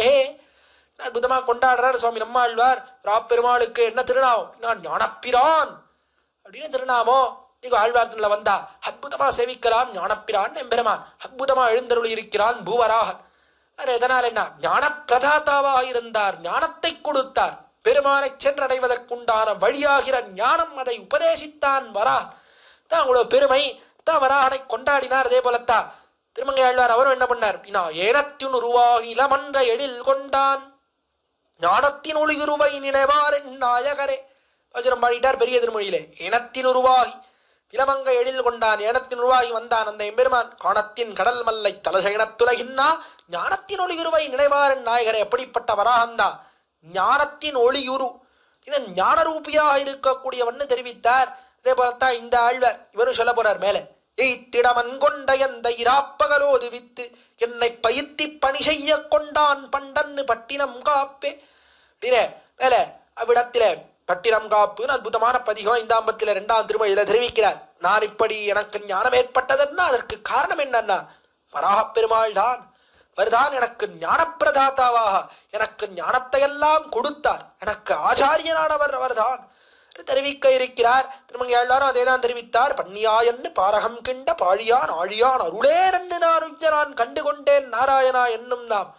எனக்கு இப்படி வாய் திறந்து பேசும்படியானதுன்னா அதற்கு காரணம் பண்ணியாயன்னு பாரகம் கீண்டா என்று பூமி பிராட்டியை எடுத்த வராகப் பெருமாள் அவருடைய கிருபைதான் தெரிவித்தார். வராகப் பெருமாள் அவர் தான் ஞானத்தை கொடுக்கக்கூடியவராக இருக்கார். அந்த பெருமையை அறிந்து முதல்ல வராகத்தை சொல்லிட்டார். ஆழ்வார் இடத்துல தெரிவிக்கக்கூடிய காலத்திலே பெரியாழ்வார் யசோதை பிராட்டி முதல்ல பண்ணியை தெரிவித்தாள். பண்ணியும் ஆமையும் மீனமுமாக இப்படிப்பட்ட அவதாரங்கள் செய்த பார்க்கடல் வண்ணா. பார்க்கடல்னு அவ்விடத்திலே பார்க்கடல் அது வெள்ளை வெள்ளேன்னு இருக்கு, வெள்ள நிறத்துல இருக்கிறது. அப்படிப்பட்ட வெள்ள நிறத்திலே எம்பெருமான் பிறந்தான். இந்த அவதாரங்கள் பண்ணி ஆமை மீனம்லாம் பண்ணது வெள்ள நிறத்திலே பிறந்தான். சேதவராகம்னு பார்க்கிறோம். இந்த அவதாரங்கள்லாம் வெள்ளையா பிறந்தான். ஏன் அற்புதமா திருஷ்டாந்த விடத்துல அற்புதமாக எடுத்து காட்டினார்கள். பெருமான் 4 யுகங்களிலே அவதரிக்கிறான். பாலி நீர்மை செம்பு நீர்மை பாசியின் பசும்புறம் போரு நீர்ம பொற்புடை தடத்து விண்டுலாம் நில நீர்ம எண்ணிவை நிறைந்த கால 4மாய் மாலி நீர்ம வையகம் மறைத்ததென்ன நீர்மையேனு திருச்சந்த விருத்தத்திலே அற்புதமான பாசுரம் திருமணி ஆழ்வார் பாடுகிறார். பாலி நீர்மை எம்பெருமான் கிருதயுகத்திலே சத்தகுணத்தோடே கூடினவர்கள் அவர்கள்லாம் இருக்கா அல்ல, அவர்களுக்கெல்லாம் சத்வகுணத்தோட கூடினவர்களுக்கு வெண்மை நிறத்துலதான் ஈடுபாடு. வெள்ளையா இருந்தா தான் அவளுக்கு ரொம்ப ஈடுபாடு இருக்கிறது. அதனால எம்பெருமான் என்ன பண்றான்னா வெண்மை நிறத்தோட திருவவதாரம் செய்கிறான். வெள்ளையா பிறகுறான். சத்தகுணத்துல இருக்கக்கூடியவர்கள் அவர்களெல்லாம் ஈடுபடும்படியாக பெண்மையோட வந்து பிறக்கிறான். திரேதாயுகத்திலே சிகப்பு நிறத்தோட எம்பெருமான் வந்து திருவவதாரம் செய்கிறான். துவாபர யுகத்திலே பச்சை நிறம், பாசியின் பசும்புறம் போலு நிறம், பச்சை நிறத்துல வந்து பிறக்கிறான். கலியுகத்திலே கரு நீல நிறம், அந்த நிறத்தில வந்து கருத்த திருமேனியோட பிறக்கிறான். நம்முடைய பூர்வர்கள் காட்டுகிறாக அப்படி வெளுத்த நிறத்தோட எம்பெருமான் கிருதயுகத்திலே வந்து பிறக்கிறான். அப்படி பார்க்கடல் வண்ணத்திலே வந்து பிறக்கக்கூடியவனே. அல்லது என்னன்னா பார் என்று பூமி முதல் ரகார் போட்டா என்ன ஆகும்? சின்னரா தமிழ்ல தெரிவிக்கிறோமே, அதை போட்டா பார்னா பூமின்னு அர்த்தம். பார் கடல் என்று நிலங்களெல்லாம் சூழ்ந்திருக்கக்கூடிய கடல். அப்படிப்பட்ட கடல்னா என்ன ஏற்படுறதுன்னா, கடல்னா இப்போ கருப்பு நிறம்னு அர்த்தம். கருப்பு நிறத்தோட இருக்கிறான் பார்க்கடல் வண்ணானா. இப்போ கண்ணன் கருப்பா தானே இருக்கான். அதனாலே கருத்த நிறத்தோடே கூடினவனே, கடல் போன்ற திருமேனியோடே கூடினவனே என்று கொள்ளலாம். இப்படி கடல் போன்ற திருமேனியோடே கூடின நீ இப்படி பன்னியுமாமையும் மீனமாக அவதரித்தாயே. பன்னியுமாமையும் மீனமும் ஆகிய பார்க்கடல் வண்ணா, உன்மேலே உன்னை கொள்ள வேண்டும் என்று கண்ணினுருவாகி மெய்ப்புலத்தே வந்த கள்ள அசுரரு தம்மை, கண்ணினுடைய உருவை கொண்டான் வந்து சேர்ந்தான். பத்சாசுரன் கண்ணினுடைய உருவத்திலே வந்தான். மெய்ப்புலத்தே வந்தா, மேயக்கூடிய இடத்திலே கன்றை போலேயே வந்தான். இந்த கள்ள அசுரர், கிருத்திரிமமான அசுரர். அசுரர்னர் சுவாமி, அசுரர்னு என்னவோ சொல்றாரு. அசுரன் தானே வந்தான், ஒரு அசுரன் தானே வந்தான். உடனே போய் அசுரர்னு தெரிவிக்கிறாரு. எப்பவுமே கோபத்தோட தெரிவிக்கக்கூடிய காலத்துல என்ன ஏற்படும் தான், மரியாதை தன்னிடையே வரும். ரொம்ப கோபம் வந்ததுன்னா என்ன ஆகும்னா மரியாதையா பேசுவா. சோதை பிராட்டி அவள் சிறிய திருமணல்ல தெரிவிக்கிறார். திருமங்கை ஆழ்வார் சோதை பிராட்டி என்ன தெரிவித்தாள். கண்ணனை பார்த்து வந்து சேர்ந்தாள். கண்ணன் என்ன படுத்துட்டு இருந்தான். வெண்ணையெல்லாம் திருடிட்டு பக்கத்துல இருக்கக்கூடிய மோர் குடம், இந்த குடத்தை எல்லாம் உருட்டிட்டு அப்படியே மோர் படுக்கையில படுத்துட்டு இருந்தான். வந்து பார்த்த உடனே பார்த்தா, அது யாரா அது வெண்ணையை திருடினு தெரியலையே. ஒராதவன் போல் கிடந்தானை கண்டவளும் வாராத்தான் வைத்தது காணால் வயிறடித்திங்காரார் புகுதுவார் ஐயர் இவரல்லால் நீராம் இது செய்தீர் என்னோர் நெடுங்கையுத்தான். ஐயர் இருக்காரே இந்த சுவாமி, இவரை தவிர வேற யார் இந்த காரியத்தெல்லாம் பண்ணுவா? நீராம் இது செய்தி, நீயாடா பண்ண அப்படின்னு கேட்கற. நீர் தான் பண்ணீரோ இதெல்லாம் அப்படின்னு கேட்டார். ஏன் இன்னா ரொம்ப கோபம். இன்னொரு நெடுங்கையுத்தான் என்ற விடத்துல என்ன ஏற்பட்டனா ரொம்ப கோபம். இதோட கேட்கறபடினாலே நீர் தன்னுடைய என்னவோ மரியாதை வந்தது போல விடத்துல ரொம்ப கோபம். நம்முடைய பிள்ளையை போய் கொல்ல வந்தானே என்கிற கோபத்தினாலே ஆசூரர் ரொம்ப மரியாதையோட தெரிவிக்கிறாள் விடத்துல. சூரர் இதம்மை எப்படிப்பட்டவளை என்ன பண்ணான்னா, சென்னை பிடித்து திருக்கைகளாலே, என்னுடைய திருக்கையாலே போய் பிடித்தான். பிடித்து என்ன பண்ணான், விளங்காய் எறிந்தாய் போல். மேல விளங்காய் விடத்திலே விளங்காய்னு விளாம்பழமாக ஒரு அசுரன் இருந்தான். 2 அசுரன் வந்திருந்தா, ஒருத்தன் விளாம்பழமா இருந்தான், கீழே ஒருத்தன் கண்ணுக்குட்டியா இருந்தான். கன்றை கொண்டு அடித்தான். குணில் சின்னதா மரத்தால இருக்கும். இந்த குணிலை கொண்டு குறிபார்த்து பழத்தினுடைய காம்பிலே அடிப்பது. காம்பிலே அடித்தா இந்த பழமானது கீழே விழும். கீழே விழும்போது ஒருத்தன் பிடிச்சோன்னு இந்த பழத்தை புஜிப்பான். கண்ணன் என்ன பண்ணானா, இந்த கண்ணுக்குட்டி மேல அந்த பழத்தையே பார்த்துட்டு இருந்தது. எப்படா கொன்னலாம் கண்ணனை, எப்போ கொல்லலாம் பழத்தையே பார்த்துட்டு இருந்தது. என்ன பண்ணான்னா, பழத்தின் இடத்துல ரொம்ப ஈடுபாடு போல இருக்கு, சரி இந்த கன்றையே குணிலாக அடிச்சுடுவோம், கன்றே போய் அந்த பழத்தை சாப்பிட்டுட்டு வரட்டும் அப்படின்னு நினைத்தான் எம்பெருமான். அப்படி முட்டி போட்டு உட்கார்ந்தா, குறிபார்த்து இந்த கன்றை சுழட்டி அடித்தான். அடித்தால் என்ன ஆச்சுன்னா, நேரா போச்சு கன்றும் அந்த விளாம்பழமான அசுரன் 2 பேரும் முட்டிண்டா. 2 பேரும் உயிரை விட்டு கீழே விழுந்தார்கள். வாய்க்கிறோம், விளங்கா எரிந்தாய் போலும் என்னுமென் பிள்ளைக்கு தீமைகள் செய்வார்கள் அங்கனமா அவர்களே.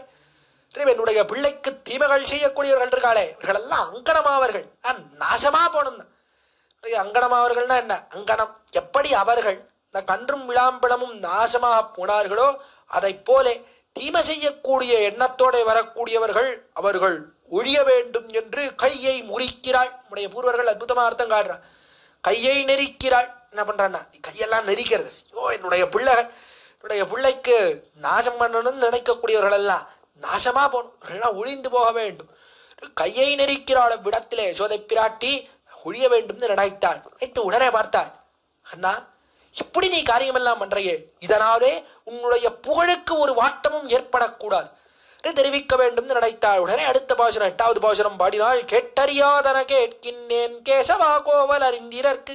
அண்ணா உன்னை பத்தி நிறைய விஷயம் கேட்கிறேன், இந்த விஷயம் தெரியுமா? கேசவா கோவல் அறிந்திரற்கு, கேசவனே பிரசத்த கேசபாசத்தோட கூடினவனே, நீ என்ன தெரியுமா பண்ண? கோவல் அறிந்திரற்கு, கோபாலர்கள் ரொம்ப காலமா ஒண்ணு பண்ணிட்டு இருக்கா. என்ன பண்ணிட்டு இருந்தானா, இந்திரனுக்கு பெரிய விழா. இந்திரனுக்கென்னு ஆயர்கள் எடுத்த எழில் விழாவில் பலநடசை மந்திர விதியில் பூஷண பெறாதுன்னு ரொம்ப காலமா நடந்திருக்கக்கூடிய அற்புதமான விற்பெரு விழா, பெரிய வில் யாகம். அவ்விடத்துல பெரிய விழா, இந்திரனுக்கென்று இருக்கக்கூடிய விழா. இந்த விழாவிலே இந்திரனுக்கு நிறைய சோறெல்லாம் இட வேண்டும். அவன்தான் மழையை பொழிகிறான். மழையினால்தான் புல்லெல்லாம் வளருது, தான் பசுக்கள் எல்லாம் வாழறது. அப்படிப்பட்ட இந்திரனுக்கு சோறிட வேண்டும்னு ரொம்ப காலமா இட்டு இருந்தா. நீ என்ன பண்ணா, குறுக்க புகுந்து என்னெல்லாம் சொல்லி அவன் மனசை கலக்கலாமோ அதெல்லாம் சொன்னேன். இந்திரனுக்கு போய் யாராவது சாப்பாடு போடுவாளா? என்ன பெரிய இந்திரன் கொடுத்துதான் மழை வருதா? அதெல்லாம் ஒன்றும் கிடையாது. இங்க பாருங்கோ கோவர்தனம், இந்த கோவர்தனத்தை பாருங்கோ, இது மேலதான் மேகமெல்லாம் வந்து தட்டுறது. தட்டின உடனே தொடர்ந்து போக முடியல. அதனாலே அவையெல்லாம் அப்படி மேலே போடுது. மேலே போன உடனே அப்படியே குளிர்டுது. குளிர்ந்து மழையெல்லாம் வருஷிக்கிறது. என்னவோ பெரிய விஞ்ஞானி மாதிரி, நான் தெரிஞ்சதையெல்லாம் பெரிய சயின்டிஸ்ட் மாதிரி எல்லாம் பேசிய விடத்துல அவன் மனதையெல்லாம் கலக்கி, இந்திரனுக்கு ஒன்றும் வேண்டாம், சாப்பாடு போட வேண்டாம், ஒன்றும் வேண்டாம், எல்லாம் கொண்டு போய் இந்த மலைக்கு போடுங்கோ அப்படின்னு சொன்னேன். கண்ணன் சொன்னதான் திருவாய்ப்பாடியில வேத வாக்கு. அதில் என்ன பண்ணா, எல்லாரும் கொண்டு போய் என்ன பண்ணா, கோவலர் இந்திரர்க்கு காட்டிய சோறும் கரியும் தயிரும் எல்லாத்தையும் கொண்டு போய் காட்டிய சோறு, பெரிய சோறு, அட்டுக்கு விஷோத்து பருப்பதம், பெரிய சோறு என்ன அப்படின்னா பெரிய வண்டியில விழிச்சு தள்ளிட்டு போனான். பாசன நல்லன பண்டிகளால் புகப்பெய்த அதனையெல்லாம் போயிருந்தங்கொரு பூத வடிவு கொண்டு உண்மகனின் ரிணங்காய் தெரிவிக்கிறார். இடத்துல பெரிய பூத வடிவு எடுத்துனா எல்லாம் வண்டியா போய் வச்சா, அட்டுக்கு விஷோத்து பருப்பதமும் தயிர் வாவி, பெரிய தயிர் வாவி, இறங்கு கிணறை போலே தயிர், நெய் அலர், பெரிய சேரை போலே நெய் எல்லாம் விட்டு நிறைய சாப்பாடு. அட்டிய சோறு என்ன, கறி அமுது கரமது என்ன, தயிர் என்ன, எல்லாத்தையும் என்ன பண்ணா கலந்துடன் உண்டாய் போல் பெரிய பூத வடிவு எடுத்துட்ட. மலையை போலே வடிவு, மலைக்குள்ளே வடிவு எடுத்துனா கோவர்தனோஸ்மின்னு சொன்னான். சொல்லி எல்லாத்தையும் சாப்பிட்டுட்டான், ஒண்ணு விடாம. கலந்துடன் உண்டாய் போல் எல்லாத்தையும் கலந்து அப்படி வாயை திறந்த எல்லாம் உள்ள போயிடுது. மொத்தத்தையும் உண்டாய் என்று சில பேர் வந்து சொன்னார். எல்லாரும் வந்து சொன்னா, சோத பிராட்டியே என்ன நடந்தது தெரியுமா? பாசன நல்ல வண்டிகளால் புகப்பெய்த அதனையெல்லாம் போயிருந்தங்கொரு பூத வடிவு கொண்டு உண்மகனின் நங்காயுமாயனையெல்லாம் முத்தவாரி வளைத்துண்டிருந்தான் போலும் அப்படின்னு எல்லாரும் வந்து சொன்னா. திருமங்கையாழ்வார் தெரிவிக்கிறார் 10ஆம் பத்திலே 7ஆம் திருமொழியில, அந்த வெடி பிள்ளை பண்ணதுக்கு தெரியுமா, காரியம் தெரியுமா? மொத்தத்தையும் சாப்பிட்டுட்டான், பெரிய பூத வடிவு எடுத்தோம்னா எல்லாத்தையும் விழுங்கிட்டான் அப்படின்னா. கேட்டாளுவள், கேட்டறியோ அதனை கேட்கின்றேன் கண்ணா, இதுக்கு முன்னாடி உன்னை பத்தி கேட்காதெல்லாம் கேட்கறான். இன்னைக்கு சொன்ன வர என்ன ஏற்பட்டதுன்னா பயம் வந்து கொடுத்து, யோ இப்படி சாட்ட உனக்கு என்னால என்ன சாப்பாடு போட முடியும்னா, ஊட்ட முதலிலேன் உண்டன்னை கொண்டு ஒருபோதும் என கருதி, உனக்கு நித்தியம் எனக்கு இன்னும் 3 வேளை இதை போல சாப்பாடு போட முடியுமா? வண்டியா சாப்பாடு போட முடியுமா? இதையெல்லாம் போடுவதற்கு என்னிடத்திலே சக்தி கிடையாது, என்னிடத்திலே கை முதல் கிடையாது. ஊட்ட முதலிலேன் உன் தன்னை கொண்டு ஒருபோதும் எனக்கரிது, உன்னை வைத்து வளர்ப்பது இருக்கிறதே அது ரொம்ப அரிதாக இருக்கக்கூடியது, சமமாக இருக்கக்கூடியது, உன்னை வச்சுன்னு சமாளிக்க முடியாது என்னாலே. அப்படிப்பட்ட நீ என்ன பண்ற?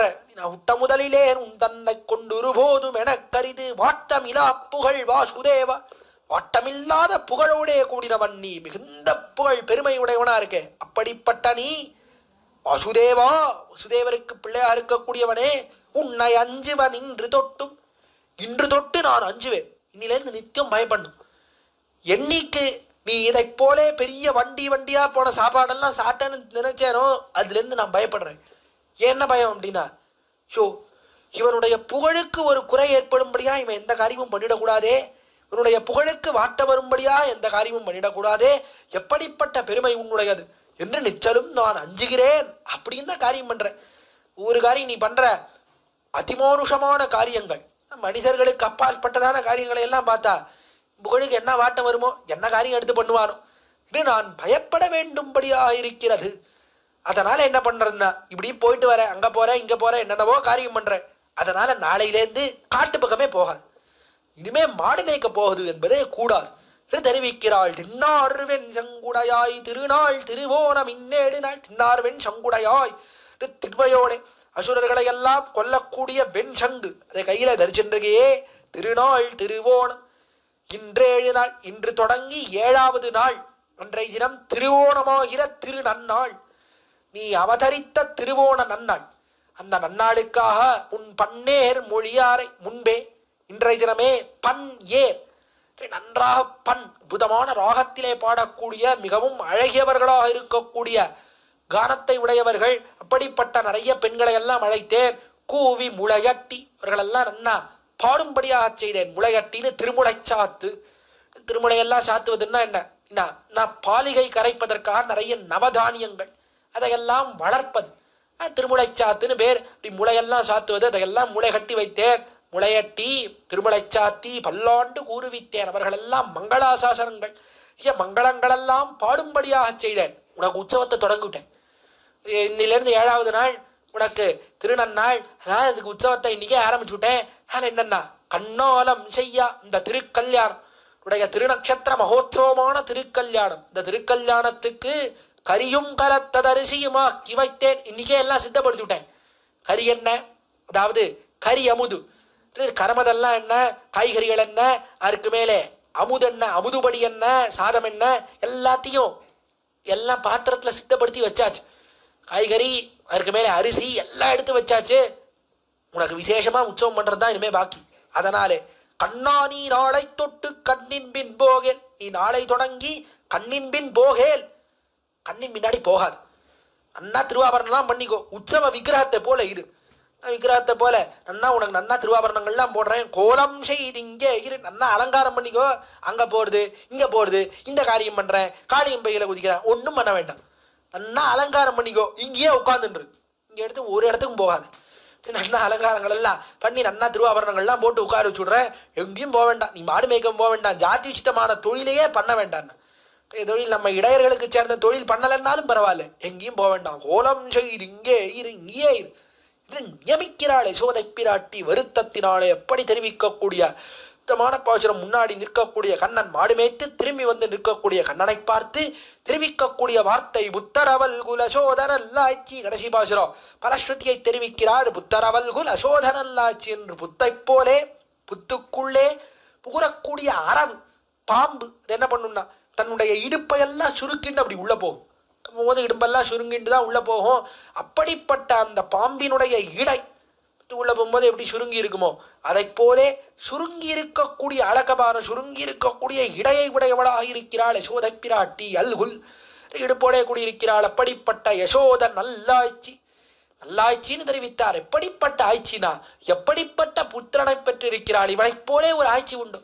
அவள் கொண்டாடினாரே விஸ்வாமித்திர கொண்டாடினாரே. கௌசல்யா சுப்ரஜா. கௌசல்யா எப்படிப்பட்டவள்? சுப்ரஜா நல்ல பிள்ளையை பெற்றவள். பெற்ற வயிற்றுக்கு பட்டம் கட்டுகிறாள். ரிஷியானவள் என்ன பண்ணார்? பெற்ற வயிற்றுக்கு பட்டம் கட்டுவது நல்லா கொண்டாடினார். விடத்திலே நம்மெல்லாம் பெற்ற வயிற்றுக்கு என்ன சுவாமி பண்ணணும்? நம்முடைய பூர்வர்கள் நம்மெல்லாம் பெற்ற வயிற்றுக்கு என்ன பண்ணணும்னா பிரண்டையை தான் வந்து கட்டணும். பிரண்டையை கட்டினா ஒரே அரிக்கும் வயிறெல்லாம். நம்ம பெற்ற வயிற்றுக்கு பிரண்டையை தான் கட்டணும். ராமனை பெற்ற வயிறாகையாலே கொண்டாடினார் விஸ்வாமித்திரர். அதே போல கண்ணனை பெற்ற வயிறாகையாலே கொண்டாடுகிறார். விடத்திலே பெரியாழ்வார் யசோதையை கொண்டாடுகிறார். புத்தரவல் குல். இப்பொழுதோ தன்னுடைய பாவனையிலே பாசுரம் பாடுகிறார். புத்தரவல் குல சோதனல்லாய்ச்சி. சோதனல்லாய்ச்சி இப்படிப்பட்ட பெருமையை பெற்றவள் கண்ணனை பெற்றெடுத்தாள். இப்படிப்பட்ட அவள் தன் புத்திரன் கோவிந்தனை தன்னுடைய புத்திரன் தன்னுடைய பிள்ளையா இருக்கக்கூடியவன் தான் சொன்னதையெல்லாம் கேட்கக்கூடிய கோவிந்தன் இவள் பிள்ளையானபடினால்தான் அவன் கோவிந்தனே ஆனான். கோவிந்தன்னா என்ன? பசுக்களை எல்லாம் மேய்க்கக்கூடியவன். எதனாலே பசுக்களை மேய்க்கிறான்? இவளுக்கு பிள்ளையானபடினால்தானே பசுக்களை மேய்க்கிறான். இடைக்குலத்தில் பிறந்தபடினால் இல்லவா பசுக்களை மேய்க்கிறான். அப்படிப்பட்ட புத்திரனான கோவிந்தனை கட்டிடம் மேய்த்து வர கண்டுகந்து. கட்டிடம் பசுக்களை எல்லாம் மேய்த்து கொண்டு திரும்பி வரக்கூடிய அழகு அதை கண்டாள். கண்டு உகந்தாள். என்ன அற்புதம்! கடல் நிறவண்ணன் கடலை போலே வருகிறானே என்ன அழகு என்ன அழகு. சிறைக்குதம்பை ஒருகாது என்று தொடங்கி என்ன அழகா வரான் என்று அதை கண்டு ஆனந்தப்பட்டு அவள் கற்பித்த மாற்றமெல்லாம் அவள் உபதேசித்தாள். அவனுக்கு சொன்னாள், நியமித்தாள். இதை பண்ணு இதை பண்ணாதே கண்ணா, நாளிலிருந்து மாடு மேய்க்க போகாது இத்தியாதிகளை எல்லாம் அவனுக்கு தெரிவித்தாளே. அப்படி தெரிவித்த மாற்றமெல்லாம் அந்த வார்த்தைகளை எல்லாம் அவன் வந்து நின்ற காலத்திலே அவனிடத்திலே பேசின அந்த உரையாடல்களையெல்லாம் செத்தமில்லாதவர் வாழ்த்தரு. செத்தம்னா அசூயை பொறாமை. இந்த பொறாமையே கிடையாதுன்னா எங்க ஸ்ரீவில்லிபுத்தூர்ல இருக்கக்கூடியவர்களுக்கு ஸ்ரீவில்லிபுத்தூர்ல இருக்கிறவள்லாம் என்ன பண்றா? பெருமானுக்கு எப்பொழுது மங்களாசாசனம் பண்ணிட்டே இருக்கா. பெருமானுக்கு விரோதம் செய்ய வேண்டும்னு நினைக்கக்கூடியவர்கள் எல்லாம் விலக்கி விடுறா. பெருமானுக்கு நன்மையே நினைக்கக்கூடியவர்களை எல்லாம் கூட்டு அவர்களோட சேர்ந்து நிறைய உற்சவாதிகள் பண்றா. இப்படி செய்யதை பார்த்தால் மற்றொருவருக்கு அசூயை என்பதே கிடையாது. ஒவ்வொருத்தரும் எம்பெருமானுக்கு மங்களாசாசனம் பண்றா, ஒவ்வொருத்தரும் கைங்கரியம் பண்றா. அந்த கைங்கரியத்தை பற்றி மற்றொருவர் பொறாமைப்பட்டார் என்பது கிடையாது. அப்படி அசூயை இல்லாதவர்கள் வாழக்கூடிய தென்புதுவை விட்டு சித்தன் சொல். படிப்பட்ட தென்புதுவை அழகிய ஸ்ரீவில்லிபுத்தூரில் இருக்கக்கூடிய விட்டு சித்தர் அவர் தெரிவித்த அற்புதமான வார்த்தை. அப்படிப்பட்ட வார்த்தையை கற்றிவை பாட வல்லார். ஆச்சாரிய முகத்தாலே கற்க வேண்டும், ஆச்சாரியனுடத்தாலே அர்த்தத்தோடே சேர்ந்து இதை கற்றுக்கொண்டு இவை பாட வல்லார். இதனிடத்திலே மிகுந்த பிரீதியோடே இதை பாடக்கூடியவர்கள். இப்படிப்பட்டவர்களுக்கு என்ன பலன் தெரியுமா? கடல் வண்ணன் கடலின காண்பர்களே. கடல் வண்ணன் கண்ணன் எப்படிப்பட்ட கண்ணன்னா, மாடு மேய்ச்சிட்டு திரும்பி வந்தாரு. முதல் பாசுரத்திலே தெரிவித்தாரே, கடல் வண்ணன் வேடத்தை வந்து காணீர் தெரிவித்தாரே. அந்த கடல் வண்ணனுடைய கடலினை இருக்கிறது. 2 திருவடி எப்படி இருக்கு? அப்படியே சதிருஷமாக இருக்கிறது, பொருந்தி இருக்கிறது. அந்த திருவடித்தான்பர்களை காண்பர்கள். எப்படி காண்பர்கள்னா, எப்படி யசோதை பிராத்தி கண்டாளோ, கண்ணனை எப்படி யசோதை பார்த்தாளோ, எப்படி பெரியாழ்வார் கண்டாரோ அதை போலே காண்பர்கள். என்ன அற்புதமான பலன் தெரிவிக்கிறார். இதை போலே பலன் கிடையவே கிடையாது. என்ன பலன்னா, உண்மையிலேயே நாம் இதை இந்த பலனை நேரடியாக பார்க்கலாம். மற்ற பலன்லாம் ஆழ்வார் தெரிவிக்கிறார், பரமத்துக்கு போவார், மீட்சியின்னி வைகுந்தமானவர் மத்தது கையதுவே, பரமதம் கிடைக்கும் கிடைக்கும் அப்படின்றார். கிடைக்கும்னா என்ன சொல்லியிருக்கார், கண்டிப்பா கிடைக்கும்ங்கிற நம்பிக்கையோட இருக்க வேண்டும். இவ்விடத்துல என்னன்னா, இந்த பலன் இருக்கே கண்கூடா பார்க்கலாம். எப்படி சுவாமி பார்க்கறது? நான் கண்ணன்னா அவர்கள் பார்த்தா போல நம்மாலே பார்க்க முடியுமான்னா பார்க்க முடியும். உண்மையிலே இந்த பாசுரங்களுடைய அர்த்தங்களை எல்லாம் அறிந்து கொண்டு ஈடுபாடோடே இந்த பாசுரத்தை சேவித்தால் என்ன ஏற்படுதுன்னா, அப்படியே கண்ணன் இருக்கானே தத்ரூபமா முன்னிலையிலே நிற்கிறான். பாசுரத்தை சேவித்தா கண்ணன் முன்னாடி வந்து நிற்கிறா போலவே இருக்கிறது. கடல் வண்ணன் வேடத்தை வந்து காணீர் தெரிவித்தா என்ன அழகு என்ன அழகு நிற்கிறான், அவனை பார்ப்பது இருக்கிறது. அப்படியே கண்ணன் முன்னாடி நிற்கிறா போலவே இருக்கிறது. அல்ல, யசோதையும் பெரியாழ்வாரும் எப்படி கண்டார்களோ அந்த கண்ணனை நம்மாலேயும் பார்க்க முடியும். அவனுடைய திருவடி தாமரைகள் அது கண் முன்னாடி வந்து நிற்கும். இதுதான் இந்த பதிகத்தினுடைய பலன். என்ன இதை அபியசிப்பாருக்கு பலன் என்னன்னா, யசோதை பார்த்தா போலே கண்ணனை காணவல்லவர்கள் இந்த பதிகத்தை அனுசந்திக்க கூடியவர்கள்னு அற்புதமான பலனை தெரிவிக்கிறார். உண்மையிலே இதனிடத்திலே பிரீதியோட இதனுடைய அர்த்தத்தோட இதை அனுசந்தித்தால் அவர்கள் பார்த்தா போலே கண்ணனை பார்க்கலாம், அவனுடைய திருவடி தாமரை பார்க்கலாம் என்பதிலே எந்த விதமான சந்தேகம் கிடையாது. அப்படிப்பட்ட பலத்தோடே கூடின இந்த அற்புதமான பதிகம் சிலை குதம்ப இதை போல பதிகமே கிடையாதுன்னு தெரிவிக்க வேண்டும். அப்படிப்பட்ட பதிகத்தை அற்புதமாக பாடி தலை கட்டினார் பெரியாழ்வார். இதற்கு விஷதமா சிகாமணிகளான மணவாள மாமணிகள் வியாக்கியானம் இருக்கிறதே, அத்தியுதம் அத்தியுதம் பட்டுக்கத்தரித்தா போல. எவ்வளவு வேணுமோ அவ்வளவு அதற்கு சேர பாசுரங்களுக்கு சேர அற்புதமா வியாக்கியானம் செய்து காட்டினார். அதை கொண்டு இந்த கோஷ்டியில அனுபவிக்கும்படியான ஒரு பெரிய பாக்கியம் ஏற்பட்டது. அப்படிப்பட்ட பாக்கியத்தை ஏற்படுத்தி கொடுத்த நம்முடைய ஜிஎஸ் சுவாமி திருவடி தாமர்களுக்கு பல்லாண்டு பல்லாண்டு என்று பாடிய அடியருடைய கிருதஜதைகளை தெரிவித்துக் கொண்டு மேலே இந்த உபன்யாசத்தை ஏற்பாடு செய்த நம்முடைய ஸ்ரீமட்டத்தை சேர்ந்த அத்தனை பேருக்கும் அடியருடைய தலையல்லால் கைமாறிலேனே என்று கிருதஜதைகளை தெரிவித்துக் கொள்கிறேன். மேலே இந்த அவ்விடத்துல ஸ்ரீமான் உவே பார்த்தசாரதி சுவாமி தான் இந்த உபன்யாச மாலை இதை ஏற்பாடு செய்திருக்கிறார். அவ்விடத்தில் அவருடைய அறக்கட்டளை மூலமாக இந்த உபன்யாச மாலைகளை ஏற்பாடு செய்திருக்கிறார். அவருக்கும் பல்லாண்டு பல்லாண்டு என்று பல்லாண்டு பாடி மேலும் மேலும் போல பல கைங்கரியங்களை செய்ய வேண்டும் என்று ஆழ்வார் திருவடித்தாமர்களை பிரார்த்தித்துக் கொண்டு அர்த்த விசேஷங்களை எல்லாம் சொல்லி வைத்த அடியருடைய திருப்பாட்டனார் அடியருடைய திருத்தகப்பனார் திருவடித்தாமர்களுக்கும் பல்லாண்டு பாடி அமைகிறேன். குற்றங்குறளை க்ஷமிக்க பிரார்த்திக்கிறேன். ஸ்ரீமத்யை விஷ்ணு சித்தார் யமனோநந்தன ஹேதவே நந்த நந்தன சுந்தரியை கோதாயை நித்யமங்கலம். ஸ்ரீமதே ரம்யஜாமா திருமுனீந்திராய மகாத்மனே ஸ்ரீரங்கவாசினே பூயாத் நித்யஸ்ரீர் நித்யமங்கலம். ஆழ்வார் திருவடிகளே சரணம், எம்பெருமானார் திருவடிகளே சரணம், ஜீயர் திருவடிகளே சரணம். அடியார்கள் வாழ அரங்கநகர் வாழ சடகோபன் தந்தாளோ வாழ கடல் சூழ்ந்த மண்ணுலகம் வாழ மணவாழ மாமுனியே இன்னும் ஒரு நூற்றாண்டிலும் இன்னும் ஒரு நூற்றாண்டு நீரும் இன்னுமோ